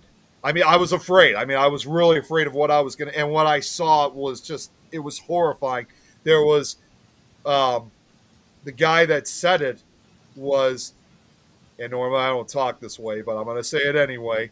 He's like, "So where is the rule about fucking lying cancer," or something like that? Because my girlfriend at the time she had a growth within her, which, truth be told, she didn't know if it was cancerous. But anytime you get news about a growth or a tumor, it's gonna freak you the hell out, obviously, because you just think the worst. Uh-huh. And and around that same time, this guy that said this, he had an uncle of his that did pass away from cancer. And it was later found out that the tumor was denied. I mean, it was benign. Yeah. So it was like, And okay, good. That's good. But unfortunately, she kind of had a history of kind of lying at times. But, you know, you do have the so-called pathological liars. And I would not be surprised. I mean, I know that there's even people with autism out there that have had a history of lying, basically. So I think for her case, to defend her case, is that it was just simply part of her learning disability. And See? but unfortunately, these so-called friends, they just started, saying all this nasty stuff, and there didn't really seem to be a rhyme or reason to it. The other was their scapegoat where they could go to do things and have somebody pay for those things was now gone. Yeah, well, and what they started saying was, and this was one of the names they started saying, and it's still, they started calling me Nicktatorship. So that's a bad thing. How? Number one, that's your home. Number two, that was your money. It was just awful. Now I'm still glad that a few of those friends of mine actually did fight back, and those are the ones that to this day that I never even really had the opportunity of, because unfortunately after that whole incident I lost track of some of those people. But if I could, even though it's been a decade now, if there was ever a chance for me to meet up with them, I would seriously thank the hell out of them for trying to fight for me even before I even found out about this. Like, I admire the shit out of them for trying to do the right thing. But and the last message I ever got from any one of those people, because this got so bad that my parents had to get involved with this. And my dad ended up commenting about this whole thing. And probably about an hour after he commented, that same guy that started this whole thing texted me personally on my phone. And he says to me, if you keep going on about this with your parents, you're going to lose all your friends. So he was trying to hide what he was doing. Yeah, he really was. Well, and that doesn't change when you're an adult. You still got people like that if you aren't careful about the friends you choose. And sometimes you don't even know they're that kind of people, even as an adult. And You do. Yeah, you don't. Yeah, we all found that out the hard way. Mhm. Yeah, and I paid almost the ultimate price for that too. So I've been through a lot of, and like I said, after this incident that occurred 10 years ago, I mean, like I said, I was just not myself that night. It was so bad that even if my parents wanted to do something, they were powerless against me. It was like, it was almost like I was like a completely different person. Like, I mean, I was basically knowing what I was doing, but it was like I was not there. Literally, it was like, and even after I finally calmed down, it was like, it's like even then, it's like I didn't even fully remember what happened. It was like blank in my eyes. That's called a blackout from anger. Yeah, I mean, it's like I knew what was going on, but it was almost like I wasn't myself anymore when that happened. There are times in my job that because you have to control your mouth, imagine me controlling my mouth. You have to control There your mouth. does come a time when that has to happen. And, you know, when you're sitting there listening to somebody scream at you in your ear and calling you names, and yes, we are allowed to disconnect the call, but sometimes they just go under that line and they are yelling for 15 minutes. There comes a point you completely black out, and it happens. And at that point, do you have enough self-control to not say anything, or do you go off? I wouldn't have that kind of self control, because as soon as somebody, if I had your job, and as soon as somebody starts yelling at me, I may give one warning, but after that, I'm disconnecting right away. I'm not putting up with 15 minutes of that. Yeah, That couldn't happen. I honestly at one point, I mean, it was so bad. I mean, I was even becoming kind of like, I was starting to make all these threats. Again, not to my parents, but like extreme threats to these people that I really wanted to say. Like, I almost texted back saying, don't ever text me back. Don't ever come back here. And if I see you on this property again, I swear to God, I'll kill you guys. I mean, that's how extreme I really was when this whole attack occurred on me. I mean, I know it's extreme now, but it was like, Well, that's how much control I lost. the I word actually kill. had somebody text me a couple of days ago who I never thought I'd ever hear from again. She was somebody who used me for, several months. And it actually took, who the hell was it? Oh, okay, a couple of girls ago. So I ended up blocking her on Facebook years ago. And then for whatever reason, she pops up into my DM on Instagram. Why? I have no idea. It was a video. Um, I didn't recognize her handle name. So I went to go take a look at it, and then when I seen that it was a video and saw her, oh, block, and that was it. Yeah, there's just some things you're not going to relive, and Yeah, it's best. You know their character. It's Yeah. best to just move on. yeah. Well, I think I wasn't going to dignify anything she had to say to me with a response of any kind. Yeah.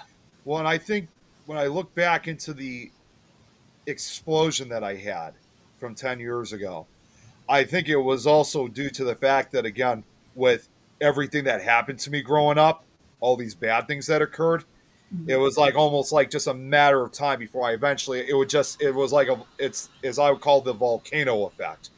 It was going to eventually, I just blew my top when this occurred. And, it was almost kind of like reliving some of those bad moments from the past at that time, of course. So, and, I think I'm just glad now because I did hear where some of these people ended up, like for what they did. Um, the guy that started it, at first I thought I was never going to get any justice out of this. It's like what Braxton said. The twin sisters, Karma. Trauma and Karma, and the Grim Reaper doesn't discriminate. Mm-hmm. I found out a few months ago that his mom had posted at first that he ended up getting some like really successful job. And I saw that, I was like, huh? That's nuts. Like, how's Was he he a getting? politician?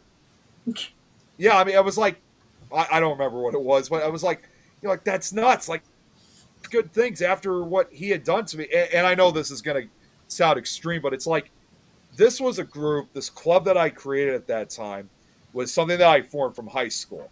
And I was hoping not the paranormal club. This was a different club. And I was trying to continue on with that past high school. And the fact that they just destroyed this club, I basically called them murderers practically because they killed something that really meant a lot that I built from scratch. So when his mom was posting about this, of course, like that she was so proud of him and all this kind of stuff, I would say there was probably about a good 20 or 30 people that were cheering for him. And at that time, obviously, that broke my heart because it's like, to me, this guy was a killer. But I found out. That's the thing. There's been numerous cases where sometimes the biggest bullies in school, they end up becoming very successful business people. But there is a reason that they become successful business people because they take the bully to that point Mm-hmm. and they bully their way into being. That's why I said politician. Yeah, I mean, to me, it's like, well, at the time, obviously, because it happened a few months after this incident, I just thought that is just so not fair. Because it's like I got just like all these other incidents, there was no justice. Like I didn't get anything out of this, but I found out a few years later. It sounds like to me his parents were not putting up. That same guy that started sounds like his parents were no longer going to put up with his bullshit. So he's no longer living with them, and it sounds like to me they've disowned him ever since. So I thought to myself, like what Braxton said, the Grim Reaper finally arrived and took care of it for me. Well, and he probably got too big for his britches at home too. I met with that family like 2 years later. Ironically enough, it's actually somebody we know. I'm not going to say who it is, though, of course. But I saw him 2 years later at a Paracon, and I spoke with his sister, which unlike Kim and his brother, she was born a decade, later. So she was still like in her preteens at that time. But so she was still just a kid. But even a kid like her, she later came up to me, and we're talking about like a 14, 15-year-old here. Even she knew, because she heard about what happened. Even she knew what her brother did to me was wrong. And she acted, what she said to me afterwards? She later said to me at that event that you never should have gone through any of that. And she was right. I shouldn't have. No, you shouldn't have, but that is life lessons that we all have to learn. Yep. And we need to learn. If we live this little rosy path, we're going to be stupid the rest of our lives. You learned a valuable lesson that day. I did, but it was a very difficult lesson. And They all indeed, I basically lost my head for quite a few days, especially after that incident. So, and as you guys can imagine too, since that incident, even a decade later, I've definitely been a lot more strict on who I bring into my social group. And of course, obviously, even though I'm open to making all these paranormal connections from around the world, again, since you said we've all learned the hard way, there's been some bad ones out there. And I choose the ones that definitely are the most trusted. And That's why I don't socialize anymore. I really don't. I don't either. Yeah, because honestly, I don't give a shit. Now, I have my friends and I know who they are. Yeah. And, if I go somewhere and I meet somebody, that's great. I'll talk to them. I'll be friends with them. If they need something, I'll help them. But as far as, just hanging out all the time, well, considering that, I can't believe I'm actually about to say this. Considering that there's someone out there that we have talked about, I'm not going to say names, but I think you guys are going to know who I'm talking about, who runs a particular network out there from Texas. it's not from Texas, but okay. Well, let's just say it's a network that a lot of us have tended to avoid. But Well, she when was it comes to that state, I would say take a number. No, not from. I'm not saying all investigators from Texas are like that. I'm just saying one particular investigator. But she was at ParasiteCon last year. I told you guys about this last year, where That one. Yeah. Now you know what I'm talking about. Here's the thing, Nick. When I think of investigators from Texas, and I think of the people that have done us wrong, there is more than one person from Texas or right there by Texas that have done us wrong. That's done me wrong. That's done you wrong. That's done Adrian wrong. And it's not always the same people. Yep. And you know what? Half the time I don't remember their names because they're just about that important. What I'm just simply trying to say they exist. Yeah. What I'm just trying to simply say is the bottom line is that, she basically treated me like shit, last year, just maybe a simple hi and shake hands, but that was it. But honestly, I could care less the way how she was treating me. And even if she didn't post the picture of us with the Booth brothers, because you know what? There were plenty of other investigators, including the Booth brothers, that I was able to socialize with and get along with just fine. So, it's like, okay, you don't want to get along with me? Fine. I got all these other people. And if you guys saw the post when I made the announcement of going to ParasiteCon this I was weekend. telling her about that before you hopped on. What's that? I was telling her about that before you hopped on. Oh, really? Yeah. Yeah. And you saw, yes, I tagged a lot, but that was mainly to notify those that were. I told her that too, that you tagged 99 people. Yeah, there's a lot going out to it, but yeah, it was to notify that I was confirming of going, and either way, still you saw there's a lot of investigators that are really looking forward to seeing of wanting to see me at this thing. Oh, I didn't even see the responses. I think when Oh, I saw it, you had I didn't just either. posted it. yeah, there was a lot of response. There was a lot more Here, than I anticipated, and of course, not all of them came from those that I tagged. Also, others outside the tagging. Here's the thing: you're looking at this all wrong, and how I know you're looking at this all wrong is your wording. You said Awarded? yes. You said these investigators are looking forward to meeting you or seeing you. No, it doesn't matter what they're looking forward to. What matters is what you are looking forward to. What is it? Who is it you want to see? Yeah. You're not going up there some famous thing No, and I'm going up not, there. and nor do I ever encourage that. No, no. Right. So it's who you want to see. Who do Yes. you want to meet with, and who do you want to see? Yeah, I mean, you pinpoint. You That's basically exactly right. pinpointed. Yeah, you're right. Yeah, yeah, they absolutely, and that's why my circle is small. Now, anybody who wants to message and talk to me, I do. And if they end up becoming a friend, that's great. But, I never think the worst of somebody. I let them show me. And if they show me, yeah, I'm going to believe it. And then they're just an acquaintance and we're okay. And you just stay there and you can never fuck me over. We're good. Someone knows. I'm just reading what Yeah. Brax said. Was someone knows. Someone shows you who they are. Believe them. Be glad it was to your face up front and not behind your. That's actually true because this individual that I'm talking about, like I said, we got a picture with her, and we were among one of the pictures that she did not upload. So, but honestly, because I've already heard a number of bad things about her to begin with, I honestly didn't care. I really didn't. It didn't bother. Didn't think twice afterwards. Well, those kinds of things just really, you go for the reason of going, and you go for the reason of seeing the people you want to see and your Yeah. friends and the experience you're going to have. Anything past that is just a bonus. That's all. Like I could tell you guys right now. I mean, for a Parasite Con, it's unfortunate they don't. This there's one thing they don't do. This is the one thing they don't do, like Michigan did. But there's not. They don't have an after party like the Michigan. You Although, don't need an after party. well, no. What I was gonna.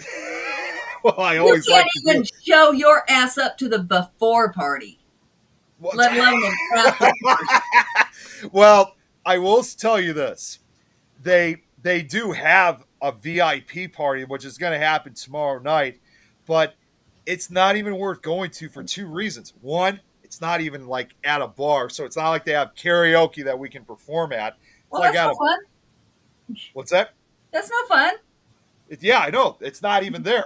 It's like at I think last year they had it like at like a banquet hall or something like that, and it was essentially just standing around talking, and that was it.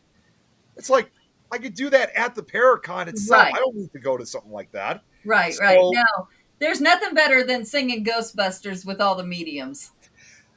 Did I ever tell you, by the way, that I remember a few years again in Michigan Paracon, we had John Zaffis at that, and we did this again last year too. He had just entered, as I would call it, his 50th year of service in the paranormal. 50 years for him, and we all got together, close to the stage, and I think it was the the Tennessee Wraith Chasers. I think that were up there. I don't remember, but Dave Schrader and Jeff. Oh my God, what was his last name? Oh my God, he used to work for Ghost Adventures. Oh, I don't know. Oh my God, it's the Fent? okay. What? Fent? No, not Fence. Oh my God, it's like I know I've met him several times. I can't even remember his name. Jeff. We're actually at 10 o'clock, so. Okay, well, Joe, wait, no, it just came back. Jeff Bellinger. There we go. Jeff Bellinger. And Oh, Ed just said it. Yeah. thank you. I saw it before you said it. But anyways, they had John Zaffis up on the stage. He didn't sing himself, but they all sang Ghostbusters to him because it was his 50th year in the Paranormal Field. But instead of us all yelling out Ghostbusters, we all yelled out John Zaffis. Yeah, I used to get pissed off when somebody hated me, and then I realized they hate me for one of two reasons. Either they're jealous, or I stood up for something that they disagreed with. Either way, it's fine with me. If you stand up for something, you're going to be hated. So it's okay. Just one more thing, though. Like I said, for All the event, just made the list. I know what he's talking about there. Chris, you know where to find me, and you can kiss my ass. So just one more No, thing it's something that he's referring to when he's the list that he's referring to is probably one of the greatest storylines I've ever I have heard. no idea what he's referring to. I really Yeah. With don't. him, it's hard telling. I could explain it to you, but it's really something that you would have to watch. Okay. It's But yeah, entertaining.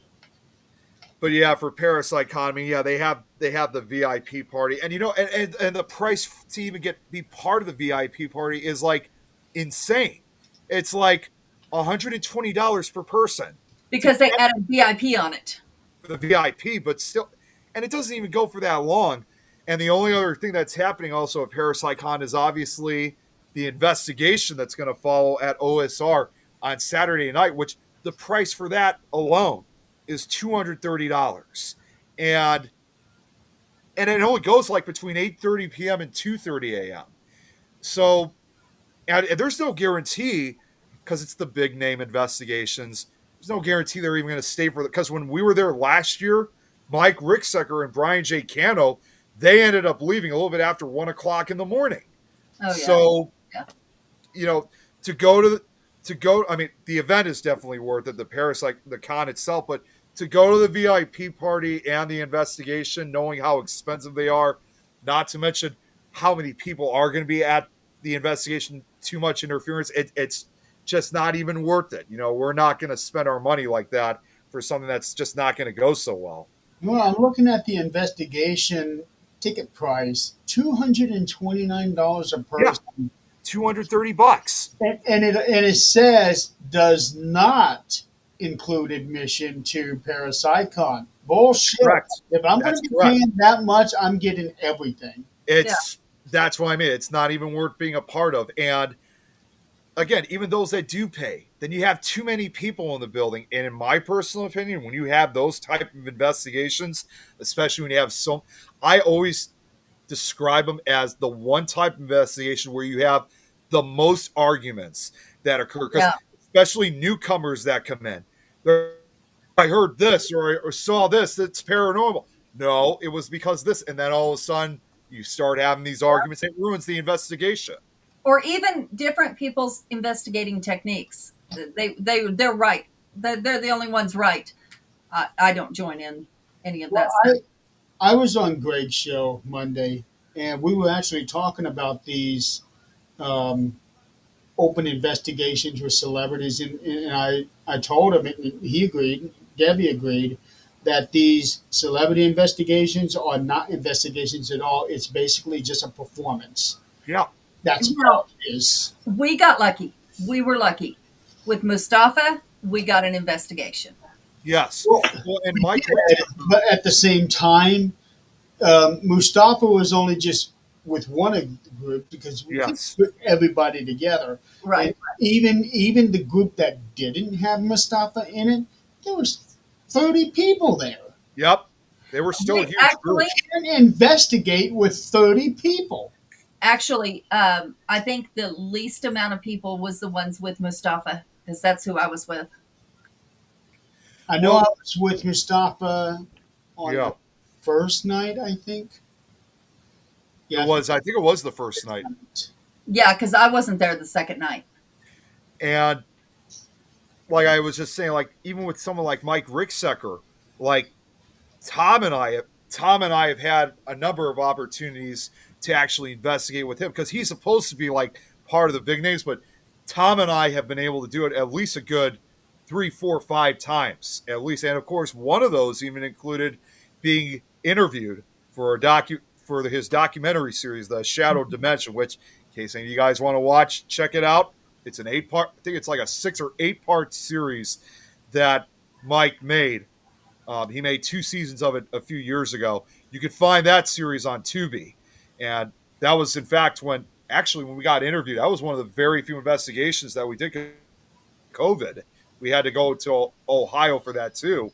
But we had the opportunity to investigate. Bottom line is, we've had the opportunity for investigating with Mike. And after what we've experienced, with him, and he's also written, we've also written he's written a story in a book involving us in the investigation. That was a true investigation right there. It was not for performance. And I get what everyone else is saying, that they don't have time for the cons. The cons are not bad. They're actually a lot of fun, because you get to socialize. It's like I said, it's the investigation that follows. It's just not worth being a part of. Yeah. I like our little groups that we go investigating with. We don't have to worry about who's faking what, who's doing Yes. what. I do enjoy going out and socializing at the events and things like that. But as far as investigating, No, I'm looking at the premier package for Parasicon. okay, Jill, what is that? Wait, Joe sent something to you? Yeah, he's going somewhere, but I have never heard of Hogdad. Oh, Hodag. That's it's hard to say if like Joe's going to have to. This is one of the few times that Joe may have to step in for it. It's hard to say if this is like an actual cryptid that people have seen, because Oh, there was supposedly like a corpse that was discovered, I think, like back in the 1890s of a supposed oh, Hodag, as they call it, Oh, and it's like this. it sounded like a motorcycle event. It kind of does. It really does. I thought it was Hogdad or something. No, it's Hodag, and Okay. I supposedly there are people who said they've seen this creature too, but I have not actually came across like any real accounts. And the pictures that were taken back of the supposed Hodag in the 1890s, I think it was like 1897, they later turned out to be fake. Okay. Well, Now- just like a chupacabra. Yeah, it's like a chupacabra like creature, Probably but a million wolf. as far as I know, I've never actually heard of any like reports, encounters, or sightings of this actual creature. I mean, maybe at some point when I have an opportunity, I'll actually look, but right now, I've never really heard of any actual reports of it. I'll have Now to- I am looking at this premium package for Parasicon. It's $410. You get the 2 days admission. You get the celebrity investigation. You get the kickoff party, and then for an extra $10, you get preferred seating and speakers, priority entrance. You get a T-shirt, a souvenir coin, Yep. a souvenir program. The whole package. Yeah. So, and it's a $478 deal. You pay only $410, and honestly, you're still overpaying. Yeah, No, you really I are. did not pay 400 and anything No for way. any reason. Braxton, she is one of my favorite singers, Oh actually. yes, I was going to Okay. answer that too. I know exactly the Hurricane Mills plantation. Yep. I don't, but I'm going to look into it. Loretta Lynn, long story short, is in fact I'll have to send this to you, Adrian. Okay. And in fact, she actually hosted one of the old paranormal documentaries over 25 years ago, back in 1999, on the Travel Channel, and that video, thankfully, is still up on YouTube. So if you want to check it, she talks about the plantation. So what I'll do is when I get off after this, I'll send it to you so you can check it out. Okay. Yeah. Because But I know, is that I still know- around? I think the plantation is still around, but of course, I know Loretta Lynn did pass away about a year or two ago, I think. And I don't know if you guys ever heard. Did you ever hear that song? She did a song, not really intentionally supposed to be like a actual association with the plantation, but it is now. She did a song, recorded a song back in 1964, ironically called "This Haunted House." Did you guys ever hear that song before? Or? Yes. Oh, but I found it. It's a good song, and I mean, yes, it's labeled a Halloween song too now because of the story about it, but it's been associated with the plantation ever since, and it was supposed to be revolving around who was that other country singer that she was friends with. Was it She Reba was McEntire? one of them. Reba It McEntire was was friends. she passed away the year before in 1963. Who was it that? Oh my God, who?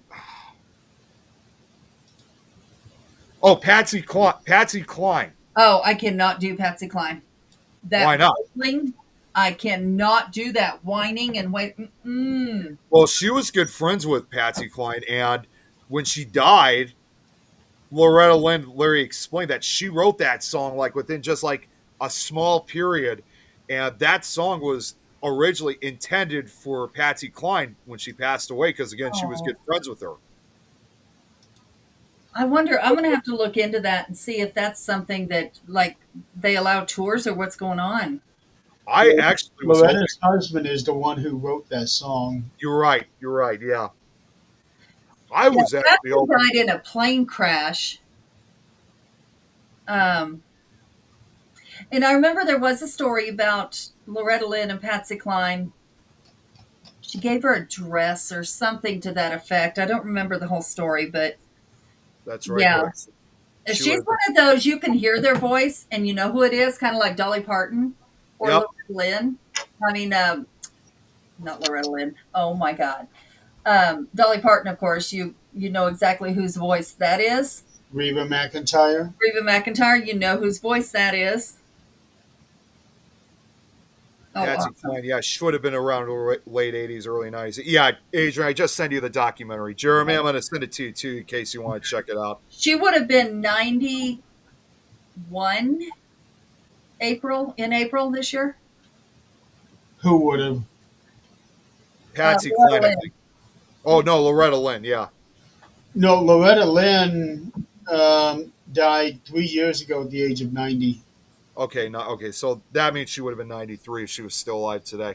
Let's see, her daughter just put something up not long ago. And if 93. you go on to. Mom yeah, would have been 93. Yeah, because Loretta's birthday was a month ago. Yep. April 14th. Yeah, Butcher Hollow. That's one of her famous songs. Stand by Your Man. Yeah, yeah. Oh, wait, no. Am I thinking of somebody different? Um, She did Winer's Daughter. Stand By Your Man was Tammy Wynette. Okay. I do know that Loretta Lynn did Coal Miner's Daughter. Yeah, Braxton, if you want to check out the song, like I said, it's called This Haunted House by Loretta Lynn. And in fact, the original video that was uploaded about that song actually was uploaded by Loretta Lynn herself because she described herself in the video. And throughout the song, it's I like the slideshow she made because it was mainly pictures involving her, obviously, like when she was younger back in the 60s. But there are also a couple pictures, with and without her, with Patsy Cline in. Because again, the song was dedicated to her. Yeah, yeah, yeah. I knew there was a little story there that how they became friends was very unusual, but they stayed real close up until. Yeah, they were like sisters almost at one point. Like they were. That was the reason why again that her husband ended up writing the song, and it was just the song. Even though obviously Patsy Cline died at the age of 30, it still kind of has kind of like that because a lot of songs at that time were being written similar to this one. It had that teenage tragedy like theme to it. Mm-hmm. Yeah, they were you know, the music isn't the same anymore, and that's a good thing. No, it's not. because- There's been a lot of musicians that have died in plane crashes. I know. Oh yeah, yeah. The man that, which I'm sure one of these guys can tell me, um, the man that owns Allsup's in New Mexico, um, he was one that did a coin flip for the airplane with the guy that died in the airplane crash, and it was a musician. And I can't remember his name. He was not country, but they did a coin flip, and he lost, and that plane went down. Now he owns a bunch of Allsup stores in New Mexico. I've met him. Really nice guy.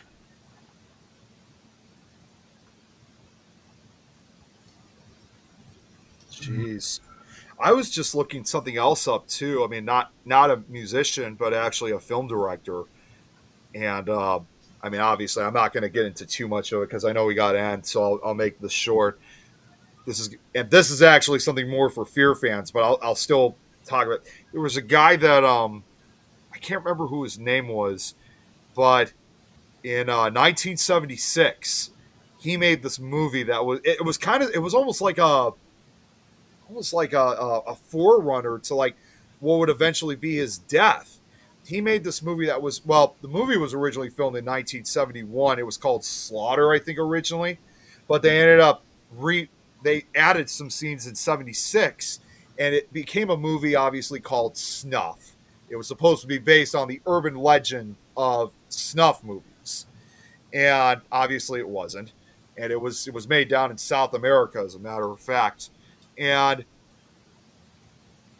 less than like a year later, that same director that made that movie, it wasn't a plane crash, but it was like he and a few other people were about to get on a helicopter, and the helicopter just like malfunctioned, and the what do you call those things that The the blades, things that what the rotor blades. yeah, the rotor blades.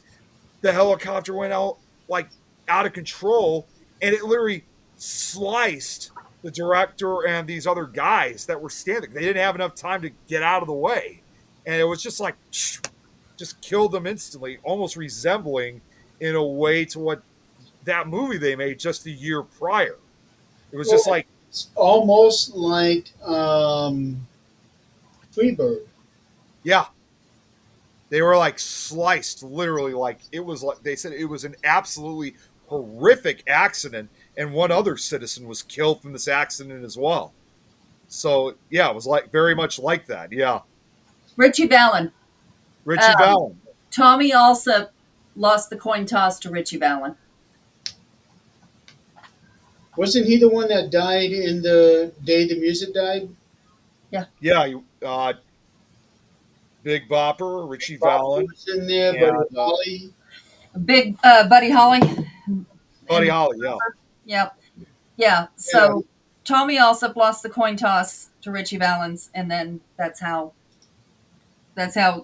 Tommy ended up living and owning Allsup's, and Richie Valens died. and he was Well- the youngest out of the three. He was only 17. Waylon Jennings, I think, was supposed to be on that plane too. Hmm. And he was doing a little banner with one of the guys. The guy said, "I hope your car crashes," and Waylon said, "I hope your plane crashes," and plane crashed. Gotta Yep. be careful of the words you say. Yes, you do. Well, who would have ever thought? Yeah, really.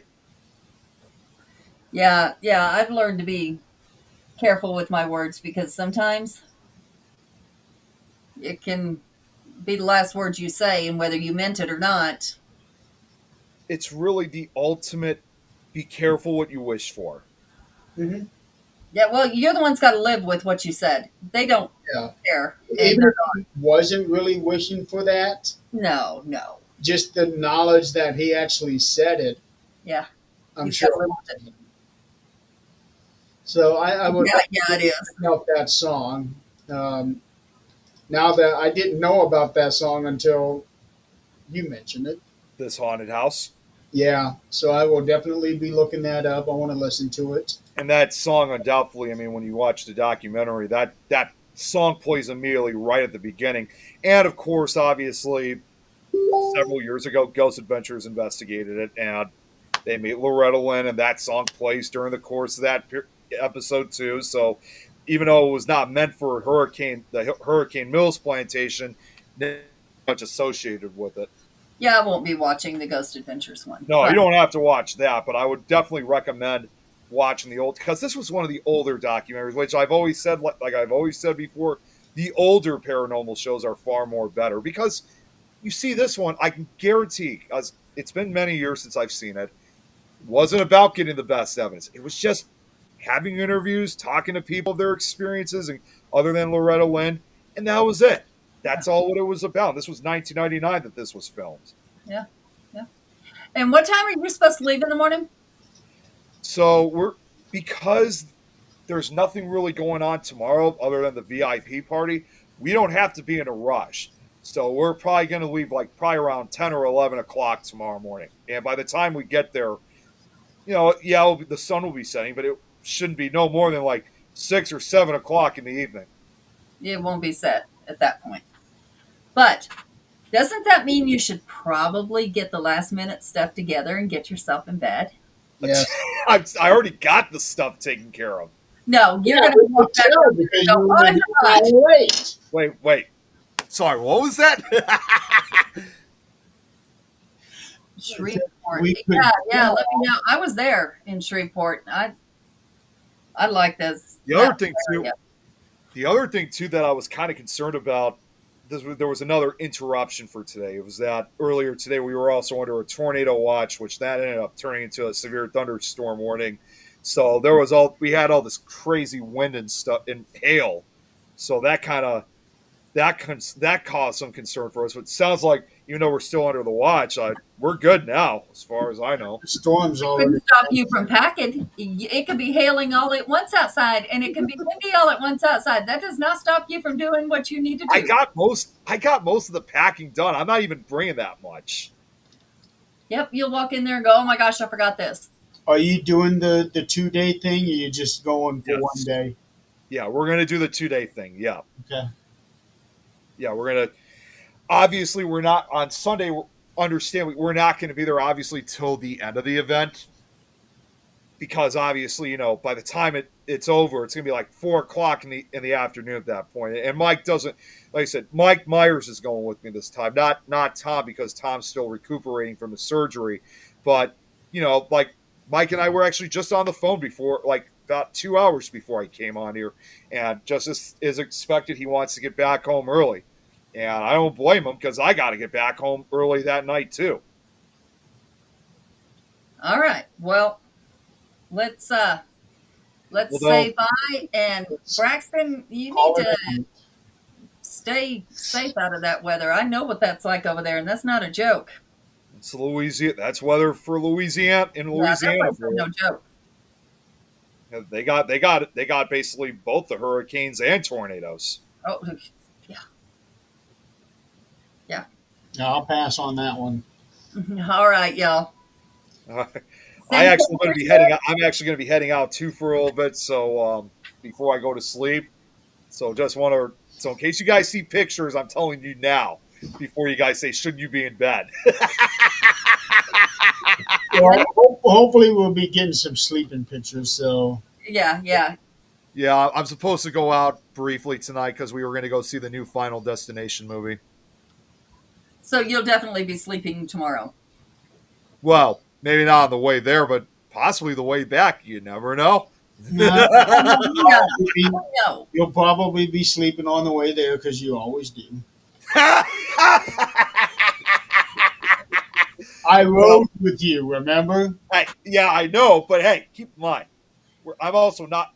At least I'm not waking up very early in the morning for it. Like I said, we're not even leaving till like 10 or 11 o'clock tomorrow, so I get to sleep in for a little bit. All right. Well, You might be surprised. All All right, folks, we're going to call it a night. Next week, we're going to have Nick do most of the talking because we're going to make him tell us stories of how Parasite Con went. That way, Adrian and I can stay quiet. Yeah, I'm incapable. And Yeah. hopefully, maybe next year you'll be able to come out, Jeremy, if it's on the same weekend like this year.